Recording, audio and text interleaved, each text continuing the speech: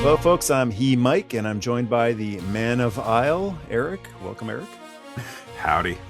And we're doing a commentary for the brand new Masters of the Universe movie. Great follow-up to the 87 commentary we did a while back. I'm looking forward to the return of Pig Boy.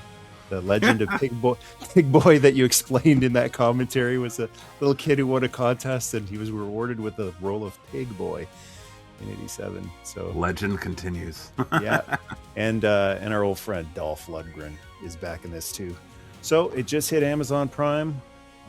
Not a shock at all that it's a huge hit on Amazon Prime. I know it didn't do well at the box office, but I don't think it was meant to. I think it was meant to be a big streaming hit, and that's what it is. It's on Amazon Prime Video. So cue it up at 0. I'm going to give you a countdown. 3, 2, 1, play. As I say play, you're pressing play. Everybody ready? Ready. 3, 2, 1, play. There's a little Amazon arrow symbol. A great Amazon film. I never thought I'd see one. Right away, this kicks in with this music. I have to say, the score is fantastic in this movie. Yeah, and Cringer, all these little Easter eggs. There's Cringer replacing the MGM lion. But, I was a big proponent of the original theme. Pei Shuki, use the old music. But that doesn't mean I'm blind or deaf to the fact that this music is amazing. This is just a fun fairy tale. It's like a mashup of Willow and The Princess Bride. And of note, Brian May on guitar here. Yeah, yep. So that's why it's got that distinctive sound for sure. He's really got that magical, whimsical, and Highlander. It's all over Highlander as well. This movie isn't as violent as Highlander, but Brian May brings the whimsicalness, the fun, the old school, carefree funness that this movie so desperately needed. Because so many movies that get rebooted and big movie version made of it are just so grounded and dark and heavy. And this is free of all that stuff.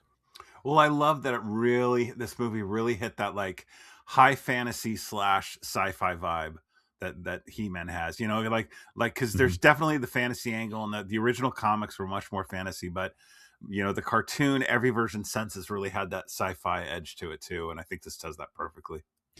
Yeah, for many years we were wondering how could you do this, because they tried in 87, and a lot of us thought they did not do it. They did not succeed in 87, and I think they had their limits in 87.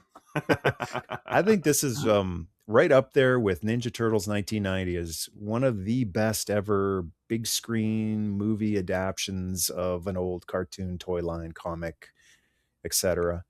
And this is how you do it. All the questions I had my whole life of how would they do Adam and transforming into He-Man in real life? How would they do that? Well, that's how they did it in this movie. They just call the dude Adam. Even when he's He-Man, they just call him Adam. They all know. There's no secret, because another question is it's the same guy with a tan and a battle harness. Of course it's the same guy. How are they going to pull this off? Like Superman and Clark Kent, how are they going to pull it off? They didn't even try. It's just clearly Adam.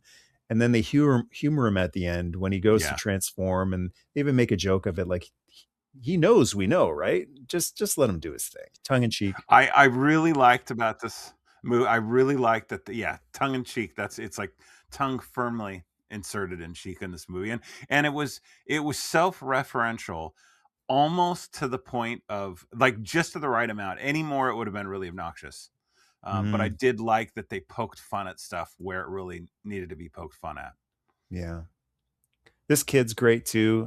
Both actors who play Adam are fantastic.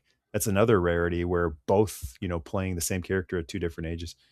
Cringer is just hilarious here. But both of them are just so similar. They're just nice, innocent, good-hearted people who are bullied, by miserable people around them. And Idris. Yeah. It's got quite the cast, this movie. It really does.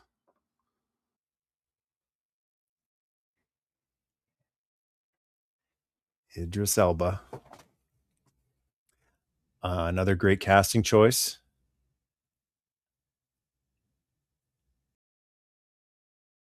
He kind of, later on loses his edge when he gets the drinking problem, but, at least in this the opening part of the, movie, he is just exactly what I always pictured a live action Man-at-Arms to be. Mhm. Yeah, for sure. This little speech here of all the asses he saved, that's a lot of asses. And he's talking to kids.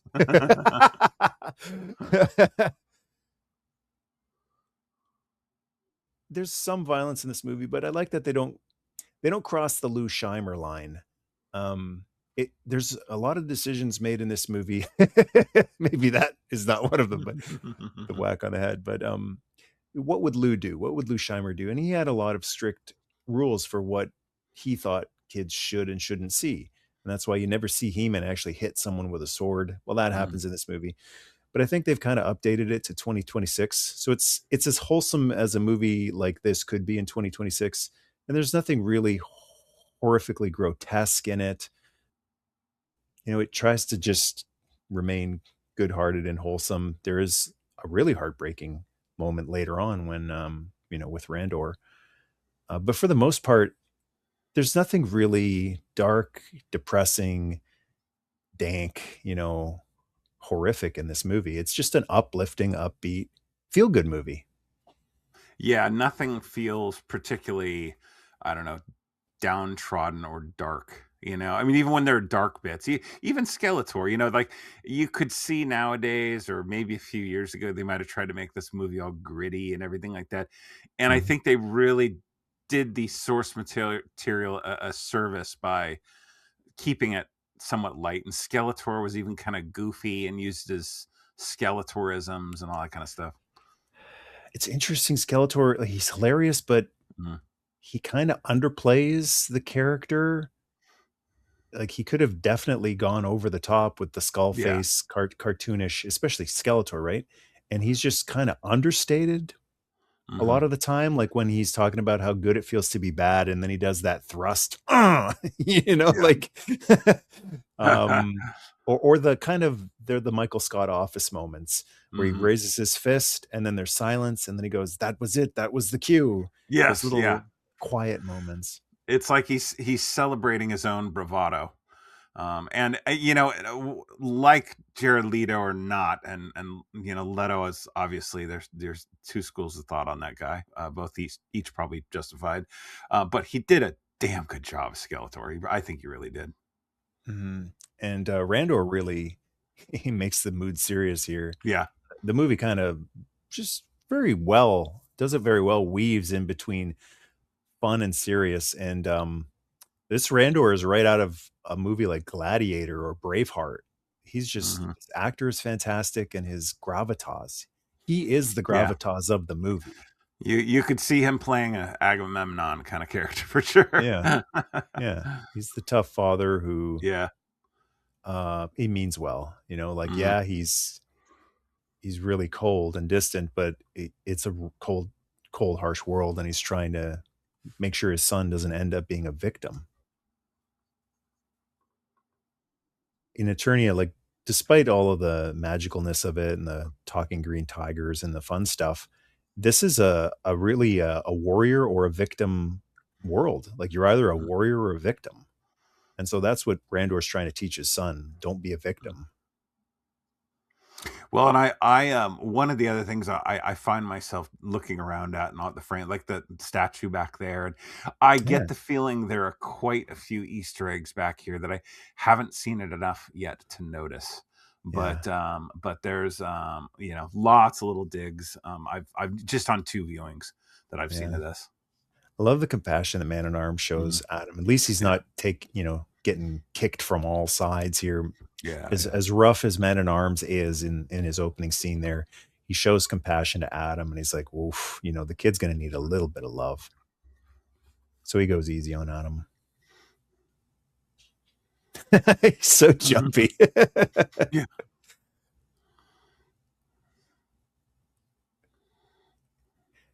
He's jumpy, but he's not really cowardly. I like the way this kid Mhm. played him. He didn't, playing like teeth chattering and a complete coward. Yeah. He's just, he's got a good heart. He's just in a kind of a jumpy body. I didn't realize Tila was, at least in this movie, a little bit older than Adam. Yeah, I'm not sure. I'm not sure if they played that for size or just to reinforce like how he's a small kid or what they did. I'd be curious to see that actually. She does mention later in the movie he's like a little brother or Yeah. a younger brother, something like that. So there's at least a year difference there. So it could be a Mm, case of he's like especially small for his age. She yeah. could be especially big for her age, and then with a year or two gap. Yeah. And girls are always bigger until about 13 anyway. So Hmm. Well, he certainly outgrows her. That's for yeah, sure. yeah, Later on in the movie, yeah. This is a great kind of who's who there. all of a sudden, the fairy This, tale becomes a nightmare. yeah, Spy Corps and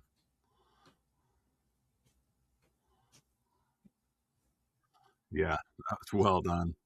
Ram Man, so cool seeing all of our favorite heroes. Well, maybe not Mechanic, annoying, but all our heroes from our childhood and just, on screen, true to how they were. Fisto, not tweaked, not changed, not reimagined. Just there he is, Yeah. man. There's Fisto punching people. The, this director is definitely grew up on this and loved this as a kid. Yeah, for Just sure. those little moments he allows, like Fisto to just punch a guy into the air. Now, were there any characters that you didn't see that you really wished you would have? Because I mean, they really covered their bases, but there were Lots. I'm from a bigger He-Man fan than I am. I mean, I love He-Man. I've got Grayskull right there, but when I was a kid, I wasn't allowed these toys and stuff, so I have a little bit different memory of that stuff.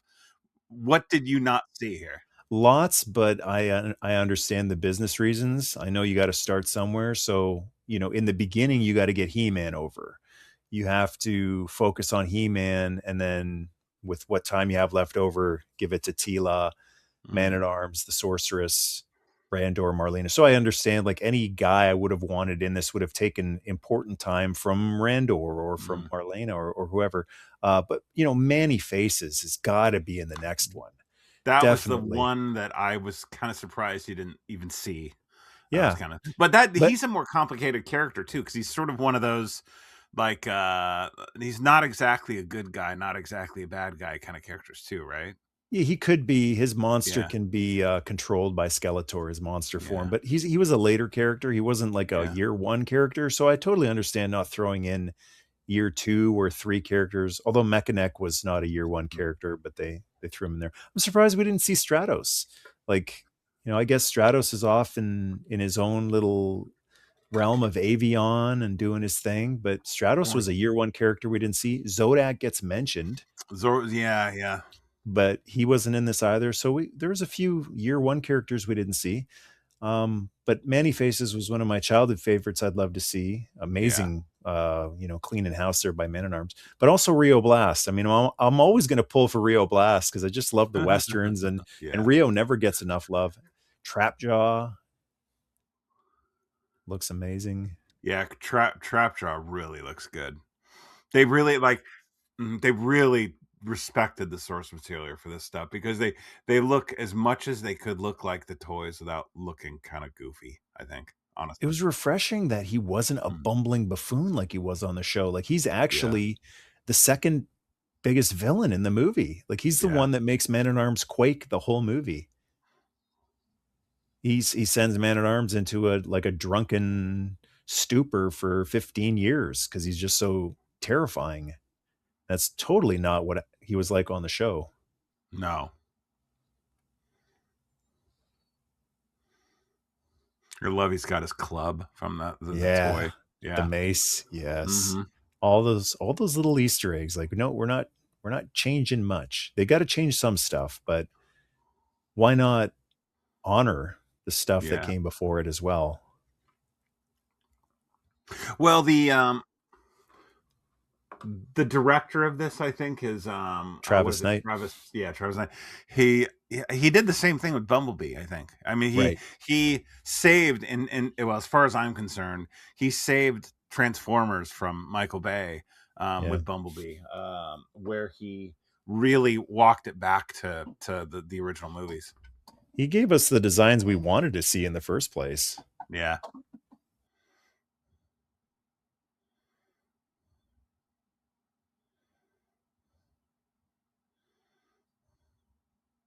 This is a great speech here from Mm. Duncan. And they even call him Duncan. The King's gosh darn man at arms. Mhm. That's another one of those. There's so much swearing in the world today and everything now. I've eased off on my swearing on videos just because so many people are doing it. Like, always be different. So to be Yeah. different is to not swear these days. But I mean, yeah, they throw in a little bit of the GD man at arms, because as far as swearing goes, it's gonna make its way into everything these days. But there's no F bombs, I don't think, in this movie. I don't think so. Was this PG or PG-13? I don't know. It's got to be What is it? PG-13, right? Because PG-13, I believe you're allowed one F bomb. I'm not sure. Some would argue that GD is worse than the F bomb because it's Yeah. blasphemous, right? But great little scene coming up here with Randor cleaning house all by himself.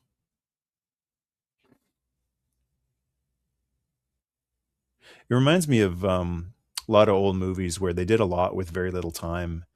And just by giving Randor a couple seconds of fighting off the whole army, Skeletor's whole force by himself, it doesn't go for very long, but it really gets the point across that this guy deserves to be king. He's not just king because his dad was king. Mhm. He's like Leonidas in Mhm. 300. He is, the king is supposed to be the greatest warrior of the realm, of the kingdom, and Mhm. they let him prove it, which Randor never did anything in the old cartoon. Yeah, he was a little less effective He's acting. kind of useless, really. I mean, Yeah. I think there was one episode where he got to, throw down a little bit, and he's like, "Oh, just like old times." But for the most part in the cartoon, he was a dandy. But look at this guy go. Yeah, he's This is Eternia. Mhm.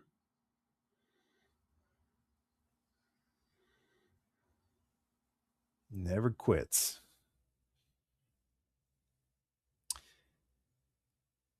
That final thrust right at Skeletor's face. He's just came so close.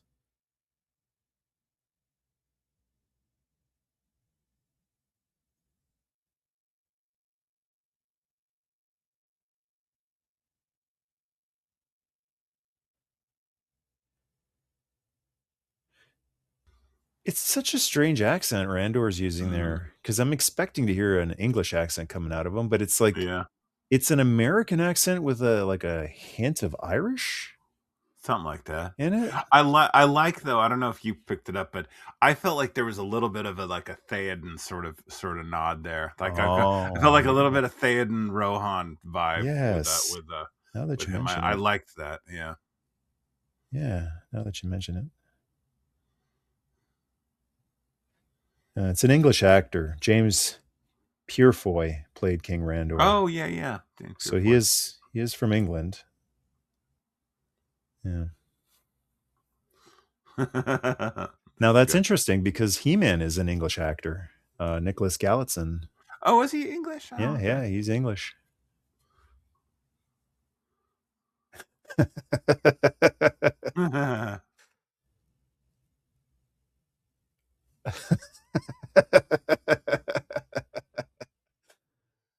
That's the crescendo. Well, I love Alison Brie. I thought did like I think a few people said like, oh, she wasn't quite evil acting enough or whatever. I thought she was pretty good as Evil Lynn. And Morena Baccarin as Yeah, the Miranda Bachman. sorceress Yeah. made her look 20 or 30 years older than she actually is. That was an Yep. interesting call. You know, like Yeah, yeah. she looks so much younger when you see her in any movie or interview. She looks so much younger than she actually is. And then here she is in this movie and she looks fantastic. The sorceress is supposed to be ancient and wise, but like, yeah, they were not trying to make her look younger in this movie. They were like, "Nope, No, yeah. you're not here to look great. You're here to be this, wise, magical source of power and inspiration." Mhm.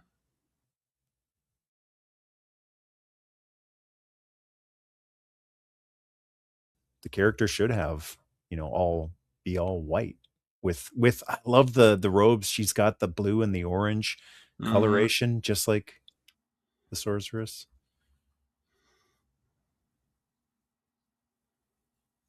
Now, some people have they didn't like the aspect of this movie where Adam takes a detour off to Earth for a while, but she explains right here, like, send him Mhm. to my home, send him to Yeah. where they won't find him. So, I mean, there is a reason why he goes to Earth, and it's not just to save some money on the budget. It's because Marlena is from Earth. She's an Earthling. Yeah. And it's kind of cool that Adam gets to spend some time on his mom's home planet. So even though he's separated from his parents, he's got at least that connection to his mother. He's growing up where she grew up in a different time. Might as well be a different world with how much Earth has changed since Marlena left it. But still, and you can't fault this kid for losing the sword. I mean, they bust his chops later on in the movie. You lost the sword? I'm like, hey, the sword weighs more than the kid. Yeah, yeah. And that was quite a wormhole or whatever they tossed him with through. with lightning. Like, come on. He did his best, okay.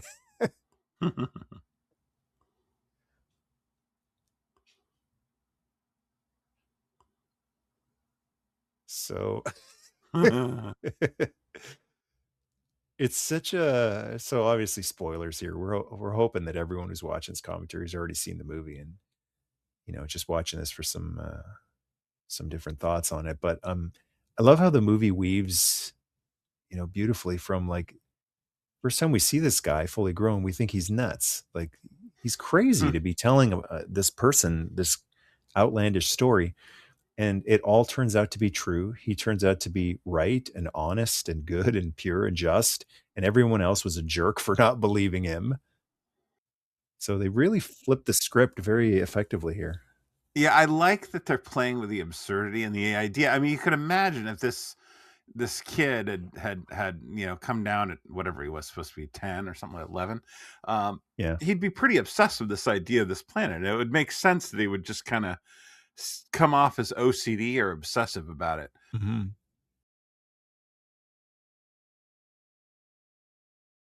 It's one of those times where it was like that tongue-in-cheek aspect about it that they pulled off, I think, just extraordinarily well. It just they stopped just shy of it being cringy. Yeah.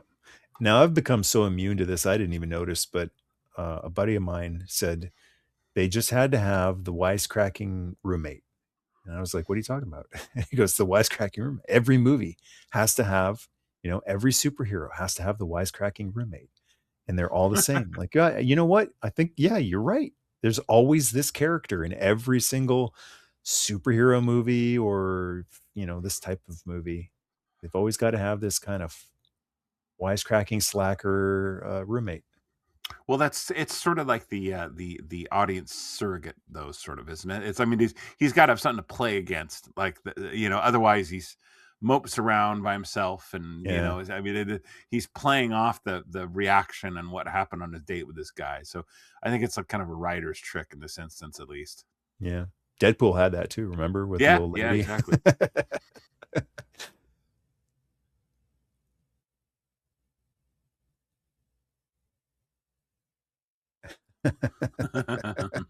He's such a great actor too.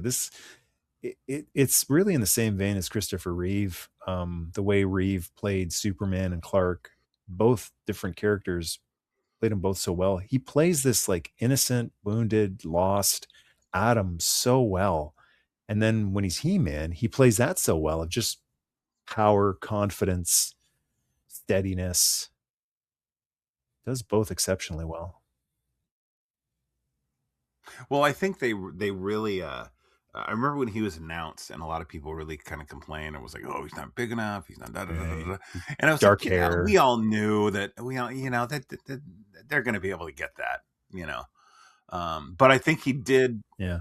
he did pull off the acting and the character and I think that much that he did really, really well on. I thought for sure the only way to go was either cast 2 different actors, Mhm. a little guy for Adam and a bodybuilder for He-Man, or CGI him up like they do the Hulk. Yeah. And I'm so glad they didn't do that. Mhm. They tried to hide the muscles when he's Adam, and you can't really, but that's part of the tongue in cheek, right? Like, he's clearly jacked here. Yeah, yeah. And when he's wearing the pink shirt, he's clearly jacked, but he's trying to do what and he's doing it what Christopher Reeve did as Clark Kent. He's changing his posture. He's trying to act timid to hide that musculature and that power that comes from Mhm. the musculature. But yeah, they just did the Christopher Reeve thing. You know what? Just play them both. There's not going to be any muscle suit. There's not going to be any CGI. It's just you're both, okay? And Yeah. so I think his build is perfect to play both. He's not so huge that he's ridiculous as Adam, and then he's plenty big enough as He-Man. He's plenty big Mhm. enough. And yeah, it's been said a million times, but every Cheeto eating, guy with a giant belly sitting on his couch saying he's not muscular enough. Like, go hit the gym and try to get in half as good a shape as this guy got into with this movie. Like, he's plenty muscular enough in the movie, and plus, you know, the action he handles it beautifully. The sword play, and he's fast, swift, fluid, graceful. Like, it's perfect. I can see why they went with it and didn't Yeah. tell him like, "Dude, you need to be twice as big." He does look exhausted here. And I love here they're playing with the whole, "I have the power," and, that kinda stuff, and internal power and that kinda stuff is sort of cliche in the business world. I like how they kind of, touched on that. And, the little the he, him, on his, his pronouns on his plaque and things like that. I thought was a that's sort of a nudge, nudge. Yeah, yeah. It's just a little joke. It's not a huge deal. Mhm. Yeah. Here comes Dolph's cameo coming up, and it's great that there he is. It's great that they got him into this movie in some role. I was expecting King Grayskull, but instead this is what we get. The Jim Wise Man. Yeah. I thought it was pretty cool. It's good advice, even though it's kind of confusing at first, but it's kind of like that 80s, yeah, back yourself. Yeah. That's not a message that's being spread very much these days. In fact, these old fashioned style messages of believe in yourself, they're mocked today. Mhm. How lame, how stupid. Like, people are getting mocked for being the Tony Robbins of the world. How lame to just, tell yourself to believe in yourself or tell us. And that's a great little nod to the movie. Yeah, yeah. Good Journey and the little hand signal that they use in the old movie. But would you say, like, what we've seen so far, we're how far are we into this thing? We're 27 minutes in. I would say this is already more enjoyable than the entire 87 He-Man movie. I think on a general quality level, I totally agree. I think the original still has some degree of I Charm. don't know, yeah, charm and nostalgia, Yep. but I think quality wise, it's hard to argue that this is not a better film. And he really doesn't spend that much time on Earth. Yeah. It's not that long. It doesn't For me, it didn't derail the It didn't, movie. yeah, it didn't drag on. I remember this is about the part thinking that for me that I was like, okay, about when are we gonna start getting into it here? And Mhm. very shortly after this is where it starts all really going down.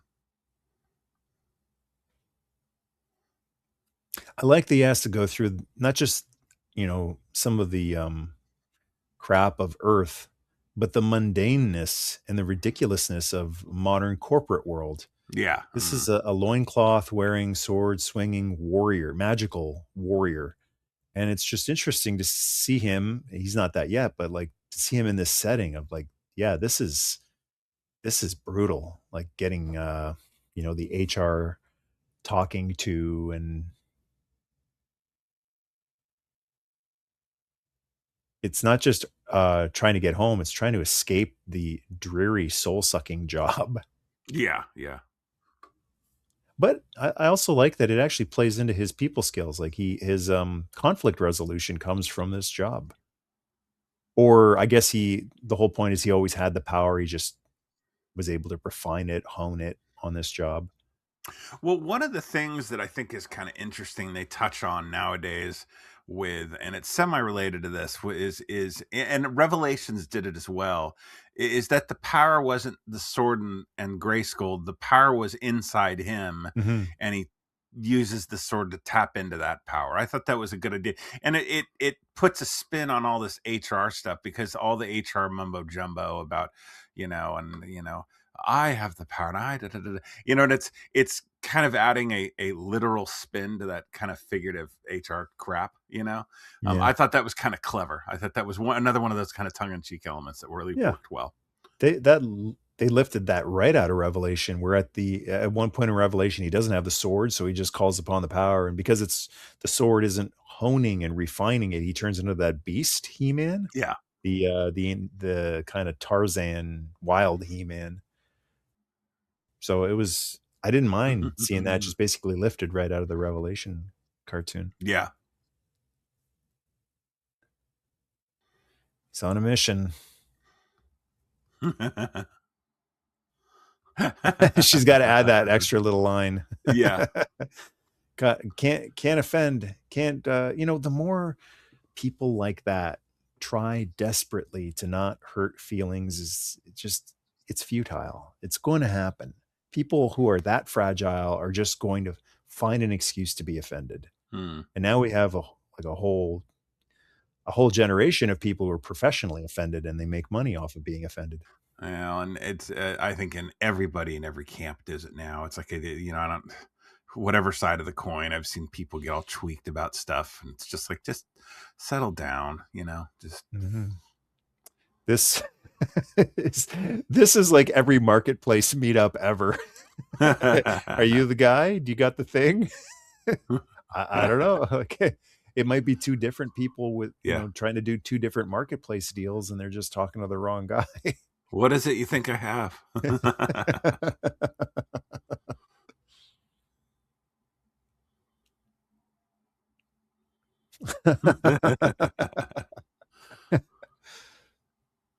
Maybe it's this Oh, the guy. big Jim. Yeah, you catch the big Jim figure? It's it's the only time he has any confidence is, oh, right, yeah, that's a Mattel. That was the Yeah, precursor the to big Jim was, yeah, that's the tiger. yeah, the tiger one came from. Yeah, did I ever say that story? My uncle had that toy, and he had the actual original tiger, and I remember finding it when I was a kid and thinking like, "Hey, this looks a lot like Battle Cat," and Yeah, I didn't know the whole story. that was a recolor. Yeah. There it is. The one thing, and I love the touchback, is this is that original version of He-Man before he was He-Man. I can't remember what it was, Yeah. Vicor or Curve, something? something like that. I thought that was a nice touch. This is the one leap in logic in the film that I was like, okay, where the hell did the sword come? Like, how did it end up in that thing? Right? There was that little bit of like, what? Um, Is he in Florida? no, he's Oh, supposed no, to be in he's in like Oklahoma. Ohio. Yeah. Oh, he's at Oklahoma. Oklahoma City. That's Yeah. right. Yeah, yeah. Here's Korak. There it is. It's all right there.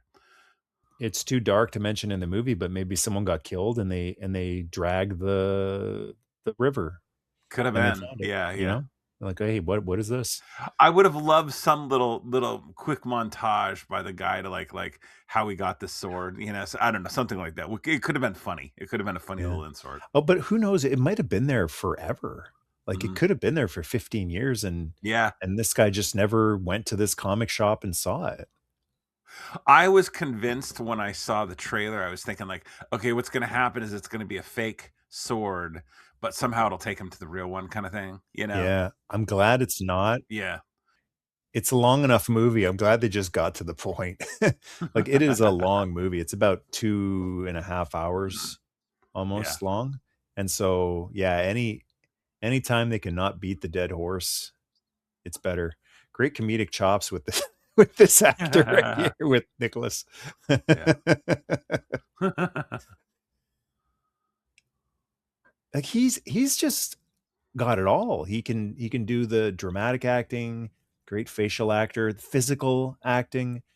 Did a movie a while ago where he was a singer. He can sing too. You know, he's dedicated in the gym now.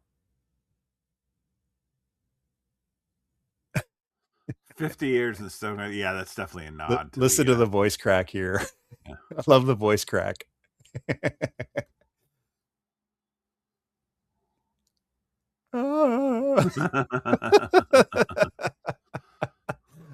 By the power of Grayskull, I have to go home. Well, you know, one of the things that I thought was really, really clever about this, though, was you think it's just a dud, like nothing happened. Yeah, it's a But this fake. is why Tila was able to find him. Is the Yeah. sword? You know, they pinged his location basically. You'd think there'd be some kind of flash Yeah, or light, like lightning, there's always lightning. yeah. But no, it worked. Like he he did it. He sent the signal. And it's also there's so many parts of this movie where it's like you cannot ask for a logical real life explanation. It's a fantasy. It's Yeah. Willow, it's the Princess Bride. It's you're supposed to just not worry about that too much.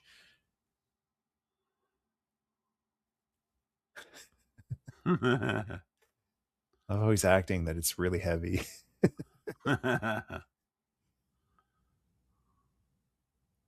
It's a beautiful rendition of the Sword of Power too. They really Yeah. stayed close to the original design, which is so nice to see as well. That's one of that where they obviously really paid a lot of attention. They had designed it.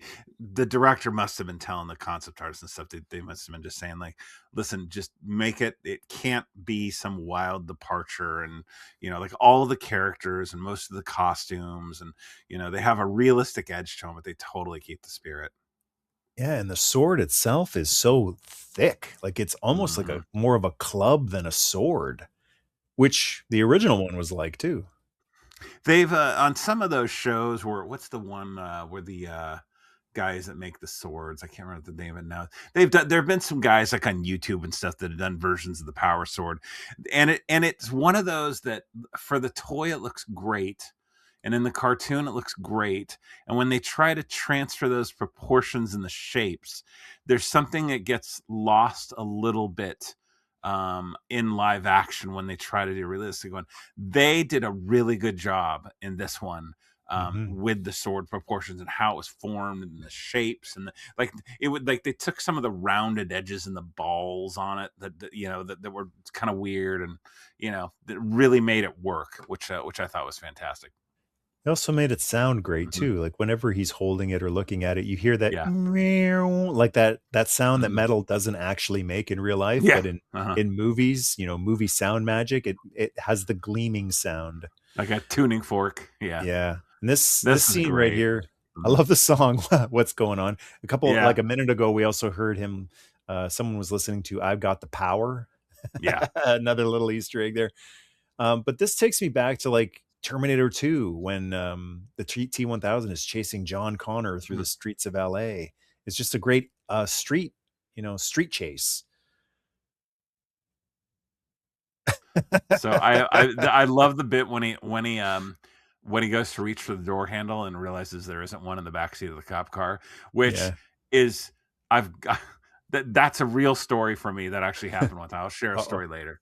Yeah, Uh-oh. it was a friend and I got two friends and I got picked up at the cops when we were in high school, and Oh. that same thing happened when I was in the middle and the two guys were on the outside. And when the cop parked, they went to get out, and he was fumbling. My friend was fumbling for the door handle, and he goes, I can't find the door handle. And myself and my other friend were like, there isn't one. It's a police car. It seems Even the that cop laughed. It was hysterical. it seems that Eternians are tougher than Earthlings because Adam just took a really great shot there, and he didn't like fracture C4 and 5 of his vertebrae. Mm. Beastman is going to be fine in a minute, and then Tila and Adam jump off this bridge, Adam does a face plant, and again, he just gets up and dusts himself off. So Yeah. I think they're kind of like Kryptonians, not full Superman power, but quite a bit tougher. Well, and a moment of appreciation for exactly how well done that Beast Man looked. I mean, Yeah. that looked great. Yeah. Great casting for Tila here as well. Mhm. And, kudos to her as well. She hit the gym and got battle ready for this movie as Yeah. well. I remember, God, wasn't it like a year and a half ago or so when you were seeing all the pictures of the two of them in the gym? Mhm. Um, or maybe a year ago or something like that.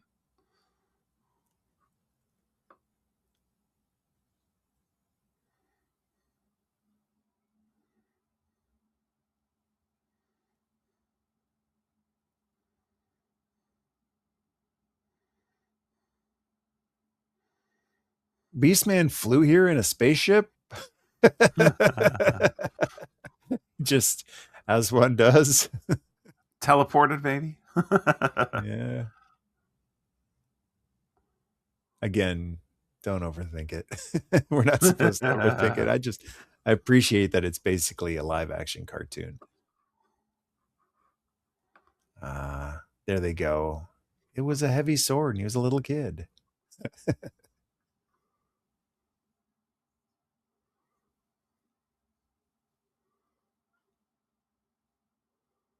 There's that Brian May guitar again. Yeah.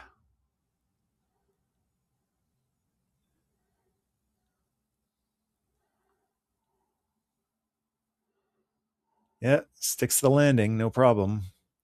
And Adam's about to stick the landing as well. Yeah. Oh boy. He stuck something. These gotta be Eternians have got to be tougher than humans. Yeah, I Because think that's so. that's 6 months in traction for Yeah. any human. It's breaking your femur or fibula or Yeah. tibula or something like that. Ooh. Yeah. Ooh. Yeah, it's like 30 feet. 20 maybe? 25? Amazon truck, of course. Yeah.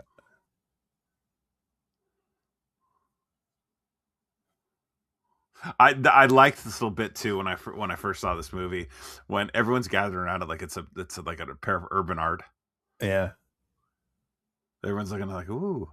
Everything's just so weird today that of course Hmm.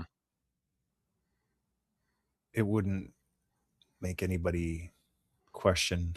It's a great little Yeah. monologue here. Sorry, I didn't mean to take it out on you specifically, but but I'm glad he got Now, his little moment of like, I told you so. yeah. Now, was this ship a little bit of a nod to the Talon fighter? I thought, because it looks a little bit like a hawk shape, doesn't it? Oh, maybe. Never really got a good look at it, but I'm thinking if it was gonna be an homage to the Talon Fighter, you'd Hmm. know it. Like, it would be, like, Think clearly the so. Talon Fighter, so Yeah. 'cause But it looks weren't kind a of f bird-like though, right? I mean, did yeah, you get that too? it might Yeah, yeah. be another there might have been, like, another Eternian ship on the Mhm. cartoon that's exactly like it, I don't know. They didn't seem to shy away from staying very true to the original designs. And who knows, we might see Point Dread in a future movie Yeah. with the Talon Fighter. Folding space. So another little Easter egg, that clip of Adam laughing with all the multicolor behind him from the cartoon. They just recreated that where he was Oh, smiling and all the colors were yeah. all behind him. They tried to recreate that little You're meme. right. Yeah. I did not even pick that up. You're totally Yep. right.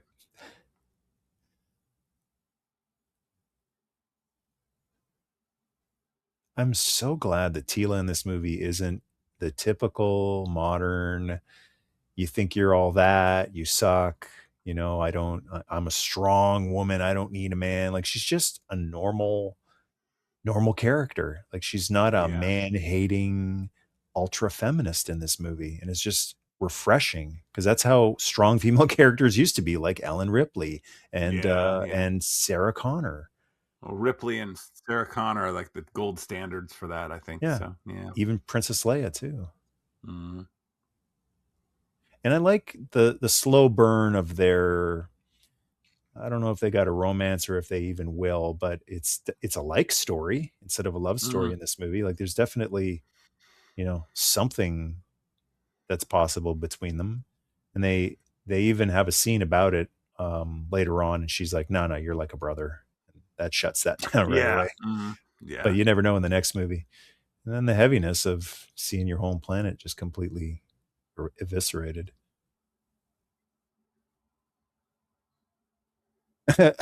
I like this explanation. Why would he do this? Yeah. He's bad. Yeah, no, you're right. Yeah, that is some shades of the talent fighter there. Yeah, that's what I thought when I first saw it. I thought, "Hmm."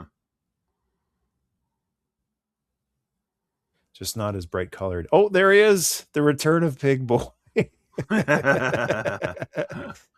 Poor Pig Boy. They're right there. That's great. Skeletor mentions when he wakes up here something to the effect of like, don't mess up or I'll turn you into pork chops like I did your mother. And that's just such a cold, cold line. They never let you like him too much. Like he has his funny moments, but he fights to remain the evil villain of the movie. Yeah.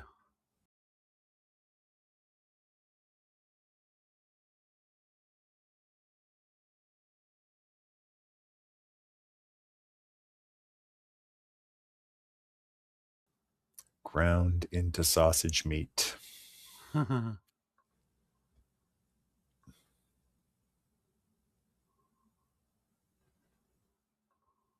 another way Skeletor maintains his evilness and his dastardliness is that he'll beat up on Evil Lynn as well, which feels like a line crossing thing he does in the movie because she's Little bit. she's bad, he's bad, but when he's like grabbing her by the throat and threatening to kill her, it hits different than when he's like being cruel to Beast Man or any of his Yeah. minions. Her fear doesn't come off as just, bumbling henchman. When he's threatening her and she's afraid, it comes off as, well, this guy's actually really evil. I like with Evelyn in this movie where they pull off another little thing I always thought was missing a lot, where they have little significant glances. You get the feeling of there's ulterior motive Yeah. with Evelyn, you know? Yeah. Yeah. She's two-faced. She's Mhm. treacherous. They all are. Yeah. But in the very end, she's the one who picks up his skull Mhm. so that Skeletor can live to fight another day, I'm assuming.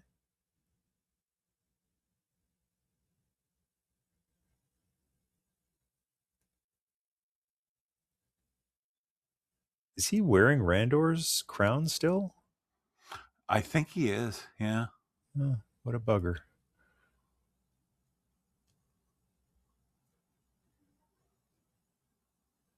How different would this have been if it was Kristen Wiig as Evil Lynn? Because Kristen Wiig is in the movie. She's the voice of Yeah. Roboto. Yeah, she's the voice of Roboto. No. And that's one of those scenes where Yep. there's nothing really funny or jokey about it. And she's such a great actress. She pulls off the fear of like, oh, the eye work, the eye effect work on Skeletor is so amazing. I like how Yeah. quick and darting they are. Like he's so weaselly the way his eyes dart around. Yeah, that was a really good touch having his little red pupils or whatever they would to like animate like their actual eyes in there.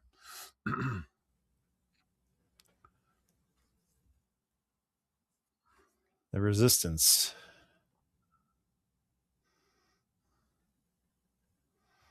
Now, how much of this movie do you think is AI? Because in the old days, that would be CGI, right? They'd CGI the ship and CGI the backgrounds. But these days, like, can you just tell Chat GPT, make me a movie? And then 20 minutes later, you've got this movie?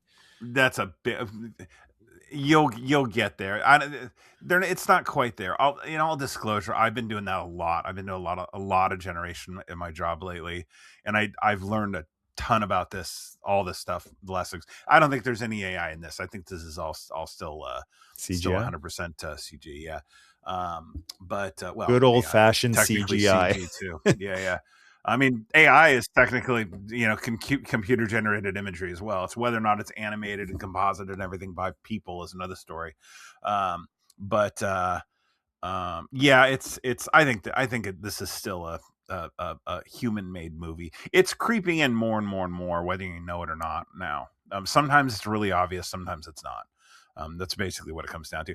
I seriously doubt too much of it was used here, but it'll be in 5 years, 10 years. Like you'll see entire movies that look Yeah. really, really good through Yep. AI.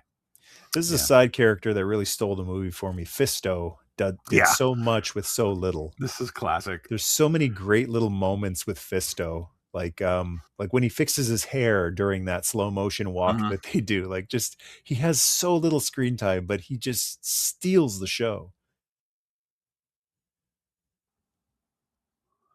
I love how this is one I think the best parts of the movie is when he's talking about these names and how the names are let's face it, they were really goofy in He-Man, Yeah, it right? was a great way And around it. yeah, I love that they didn't take that seriously. I love that he's like Ram Man. What are you talking about? My name's Gary. It's like Cause you ram, man. yeah, And you're a man. yeah.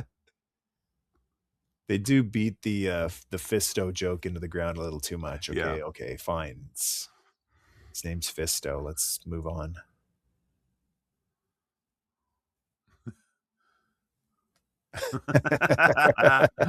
That was pretty funny.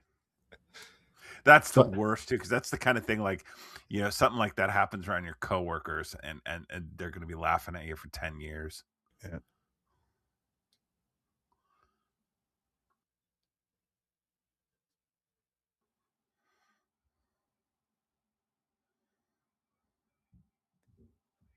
I'm looking in the background, like who else is there? We see Moss Man. Yeah. I'm just wondering, like, who else is back there? Is Manny Faces back there, or Hmm. That's what I mean. Is I need another couple of viewings of this to catch all the little things, and I'm sure I'm sure heavy spoilers or something has gone through and done every single Easter egg in the whole movie. But that's one thing I like finding for myself. yeah?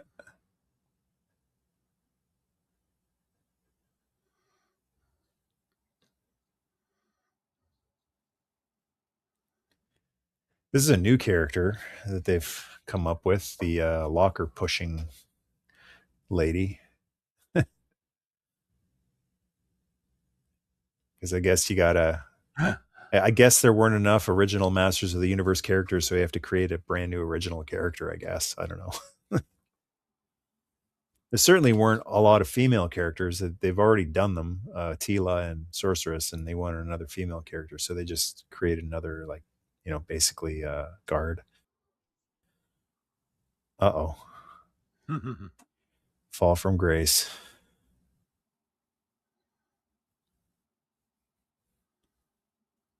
And Roboto. They wanted K2SO in this movie, and so they went, oh, yeah, there was a robot in the old show. Let's just make Roboto K2SO. I think having Kristen Wiig as the voice of that thing was inspired. I think that was a fun sort of didn't expect sort of thing. And it makes it seem a little less a ripoff of K2SO as well. Like Yeah, having a woman be the voice instead of another Alan Tudyk. yeah. What? Fisto with the sword of power. Makes no sense. It's not your metal hand.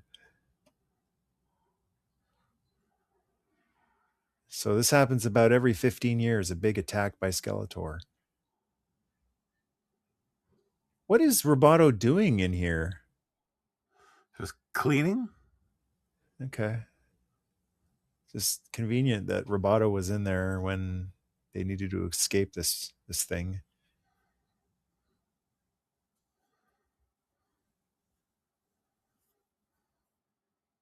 Plus the fact that Roboto has all that hidden, like, Yeah. weaponry inside as well, the rocket launchers and missiles and everything.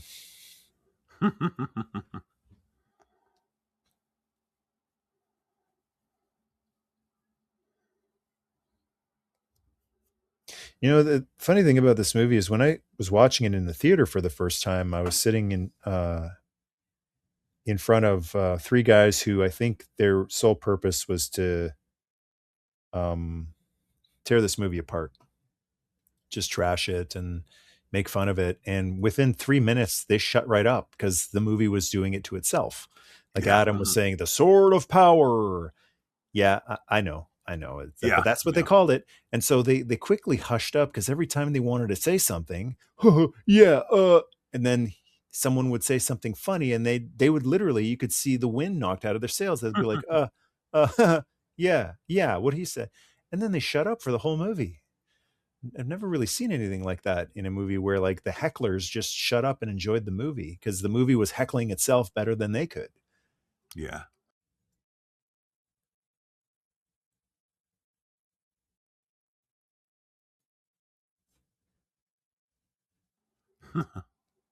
I thought it was good that they, yeah, I mean, you could look at it as being a little cheap that they kind of turned him into a drunkard and everything like that. But I do think they gave him a good opportunity for a character arc. I don't know if there was another way that would have happened. Yeah, it's oh, yuck. They have like a parallel story. You know, Adam is trying to regain his home and regain his Yeah. place, and Man at Arms is trying to regain his spot as well because he feels responsible just because of how reassuring he was to everyone, overconfident. It'll be okay. It'll be fine. I promise you. Like maybe you don't want to overpromise like that. There's always a possibility that things are going to go south. Well, and they could have just played him straight up as the mentor figure, but I liked, like you said, I think their stories mirrored each other a little bit. I thought it was good.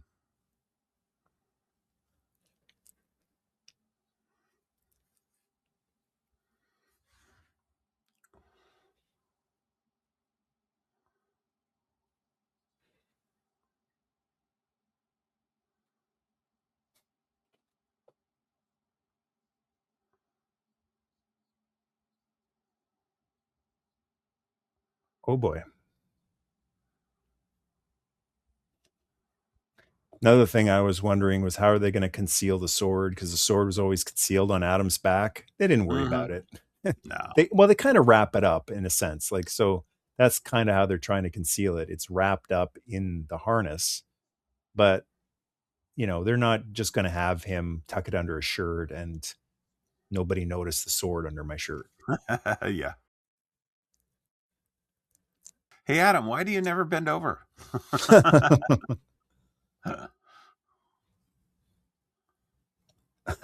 Well, we almost had an F bomb there.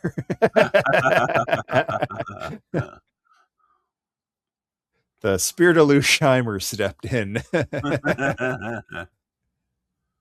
First time I ever heard Lou Scheimer swear was he was doing an interview talking about some award that he won that he thought for sure he wasn't going to win. And so he got, plastered. He enjoyed himself at this award show because he Yeah. knew for sure he wasn't going to win. And then they announced, and the winner is Lou Shamir. And and in this interview, he goes, "Holy yes, that's me. I'm Lou Shamir." And I just thought, wow, I did not think this man was capable of swearing, but he was. He just, he was careful around what he presented to children. And then he went up there plastered and tried to do an Yeah. acceptance speech of this award. I appreciate that he had a fairly strict moral compass when it came to his actual programming. Yeah.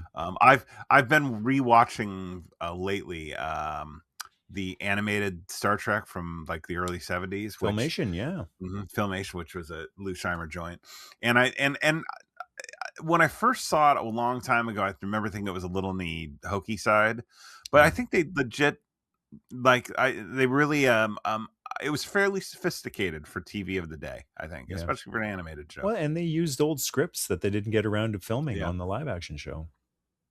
It's funny, I just, read William Shatner's autobiography. I think it's called Up Till Now, and he mentions the Filmation series, and he Mhm. goes, "I was in great shape in that show."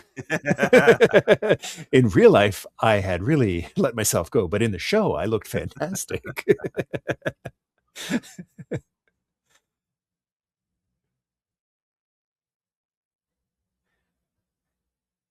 Oh,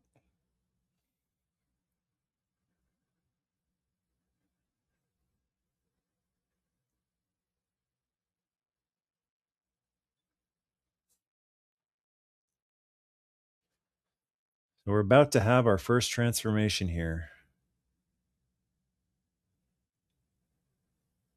He's trying to talk it out.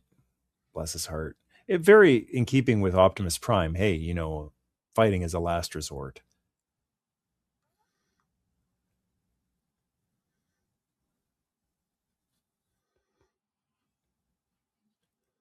For a kid who doesn't have any fighting experience and he's not supposed to have any real strength, well, he clearly has absolutely no strength here. He's actually holding his own not too bad against one of Skeletor's best warriors. I guess that's just ingrained in Eternians, just a little bit of battle savvy.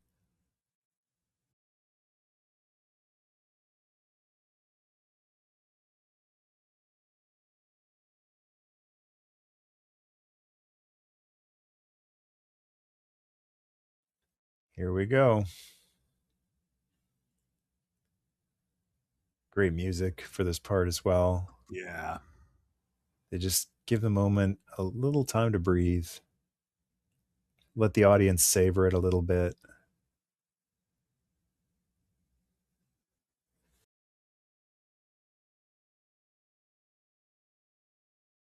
I like that it built it up too. Mhm. Yeah, and it's not John Irwin, but no one ever will be. No. Hats off to him for trying. Did he was he is he still around?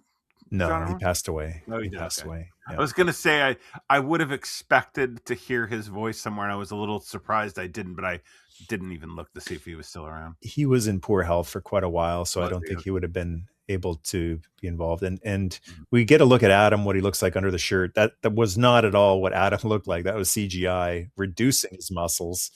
And now the CGI is just basically making Nicholas Galitzine look like he actually naturally looks. But this is a great sequence right here. And I love that they really embrace the idea that He-Man is a magical being. Yeah. He is created by magic, powered by magic. You can shoot him with a laser multiple times in the chest and you can't hurt him because he's magic. You can't even kill him because he's magic.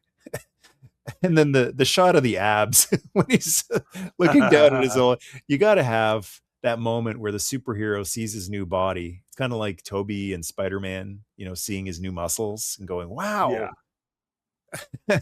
It just Impressed with himself, kinda. yes, yes, he's impressed. He's like, "Wow, I'm strong." There's such great butt kicking action in this movie.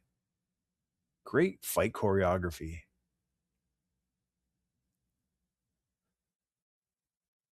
And I can follow it. That's another thing that I love about it. Yeah. It's not shaky camera, quick cuts.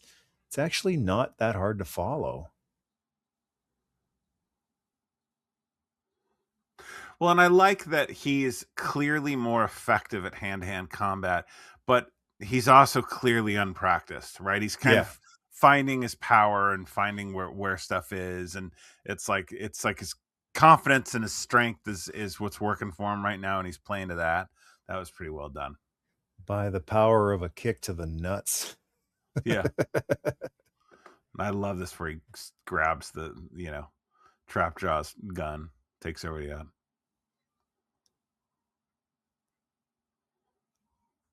That's another Easter egg. How many kids Mhm. did that to the toy, pull the gun off and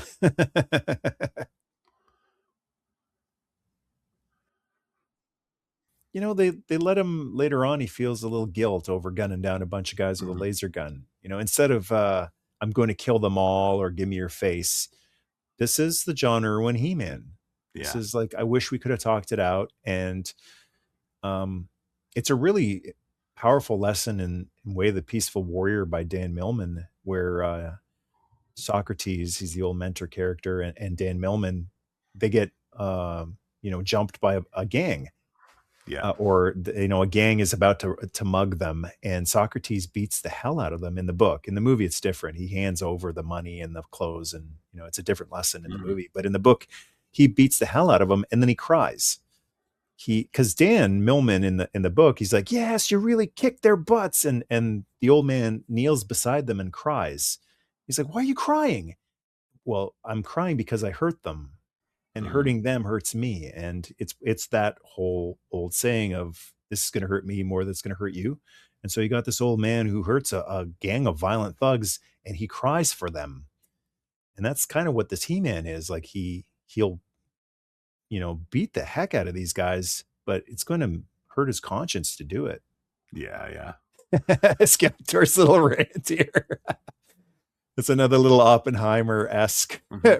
rant. Mine, mine, mine, mine, mine. He winded himself.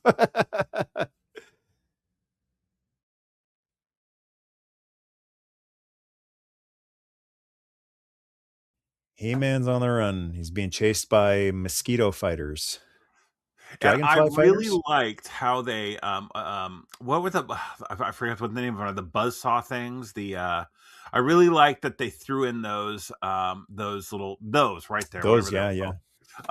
Um, I thought that was a neat nod to the original toys as well. I thought that was cool, and it was a neat yeah. sort of way to adapt those to make something that actually made sense. The Just a one great, thing I thought I wish we would have seen in some capacity was that Dragon Walker one. You know oh what was that called? That yeah, was such Dragon Walker. that was such a strange toy, but it was so cool. Yeah, we'll see it. That was Mhm. another later year Yeah, vehicle. yeah. So, but you know, now that you mention it, it's funny. We saw Grayskull, which was a year one Mhm. playset, but Mhm. no Wind Raider really. No battle No ram no attack track. attack track. Yeah. I think we'll see more of these, Yeah. and I think we'll see a lot of those wacky vehicles. Yeah. Oh, we just dropped an S bomb. So it must be PG-13, this Yeah, movie. Yeah. yeah. Because even Transformers the movie had an S bomb.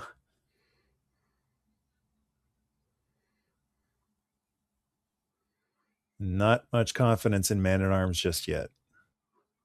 And this is one of those parts where you were saying like he's not perfectly honed yet, refined. So Mhm. yeah, he's going to accidentally hit reverse instead of forward on the bike.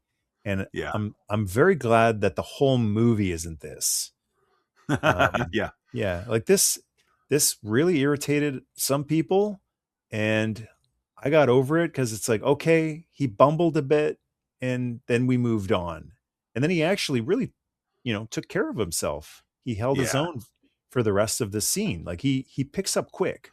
So it wasn't Well, constant bumbling.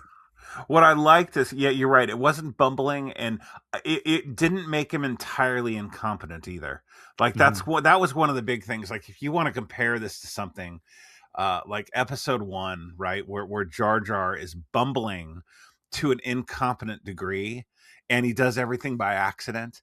Yeah. That would have driven me nuts. Like I would have drawn the line right there. But they were smart enough not to go that far. That's gotta be the Talon Fighter. That has to be what that's a nod to. Yeah. What were the bikes called? There were the little hover bike things that He Man Oh, they rode. were on the front of the battle ram. Yeah, yeah. That's got to be what that's supposed to be. Mhm.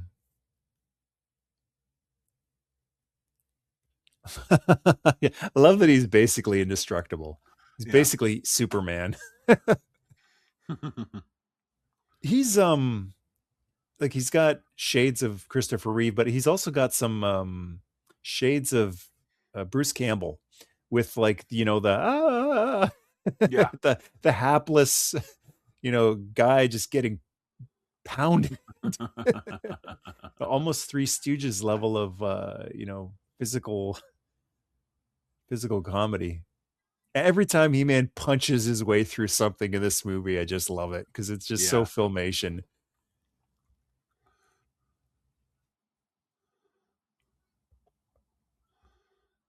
This movie got a stamp of approval from my wife as well. She, after finishing watching it, she said, "Yeah, he's He-Man. He definitely has that, that essence of He-Man, the good heart, the purity, the fun, and also the power. Power was a big part of He-Man, and so he's just like punching people off the planet is definitely He-Man."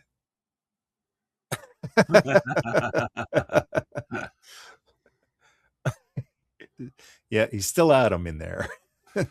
Well, I think you really nailed it, and even in this, like, the background here in this forest with all the colored trees and everything, it really does feel like a nod to the animation. Mhm. That's the kinda color you used to see in the world and the Yeah. strange shapes and trees and that's I think it goes into the whole, the nod to the series. It really does a good job at that.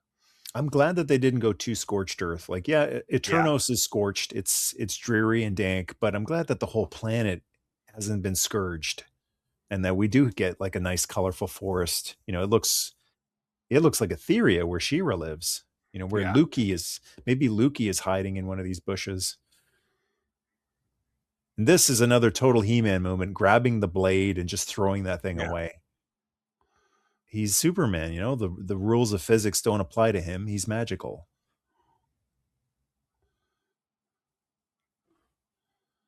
But he never really comes off as a Gary Stu No. because of moments like this. He's not honed yet. Ouch. Well, it's also a nice thing too because he's also kind of earning it. Yeah. He's not just jumping in and all of a sudden he's I don't know what, Yeah. John Wick or something. That's the important part is like Yeah, to not be a Gary Stu or a Mary Sue is you cannot just have it all yeah. at the beginning. There has to be a journey where you get honed and strengthened. So that was the end of Talon Fighter version 1. Maybe version 2 will be closer to the original toy. Hmm. And poor Moss Man. Yeah, why is it always Moss Man that gets the shaft? You ever notice that? I have a theory because Yeah. the exact same thing happened to him in Revelation. My Mhm. theory is that they are honoring Lou Scheimer's wishes in terms of Mossman. And when Mattel handed over the design to Mossman to Lou Scheimer and said, "Okay, make this guy a great butt kicking warrior," like Fisto and Mm, these other guys, and Lou Scheimer said, "No, he's Mother Nature. He's vegetation. He's the planet, and he yeah. cannot hurt people. So you'll never see Mossman hurting people in the old show. All he does is help. So he disguises people, or he helps people escape, or he patches holes, but he doesn't actually like hurt." And there he Mm, just got named. He doesn't actually hurt anybody, and so that was Lou's edict. yeah. He's not going to be. He's Mother Nature. He cannot cause harm to any living thing.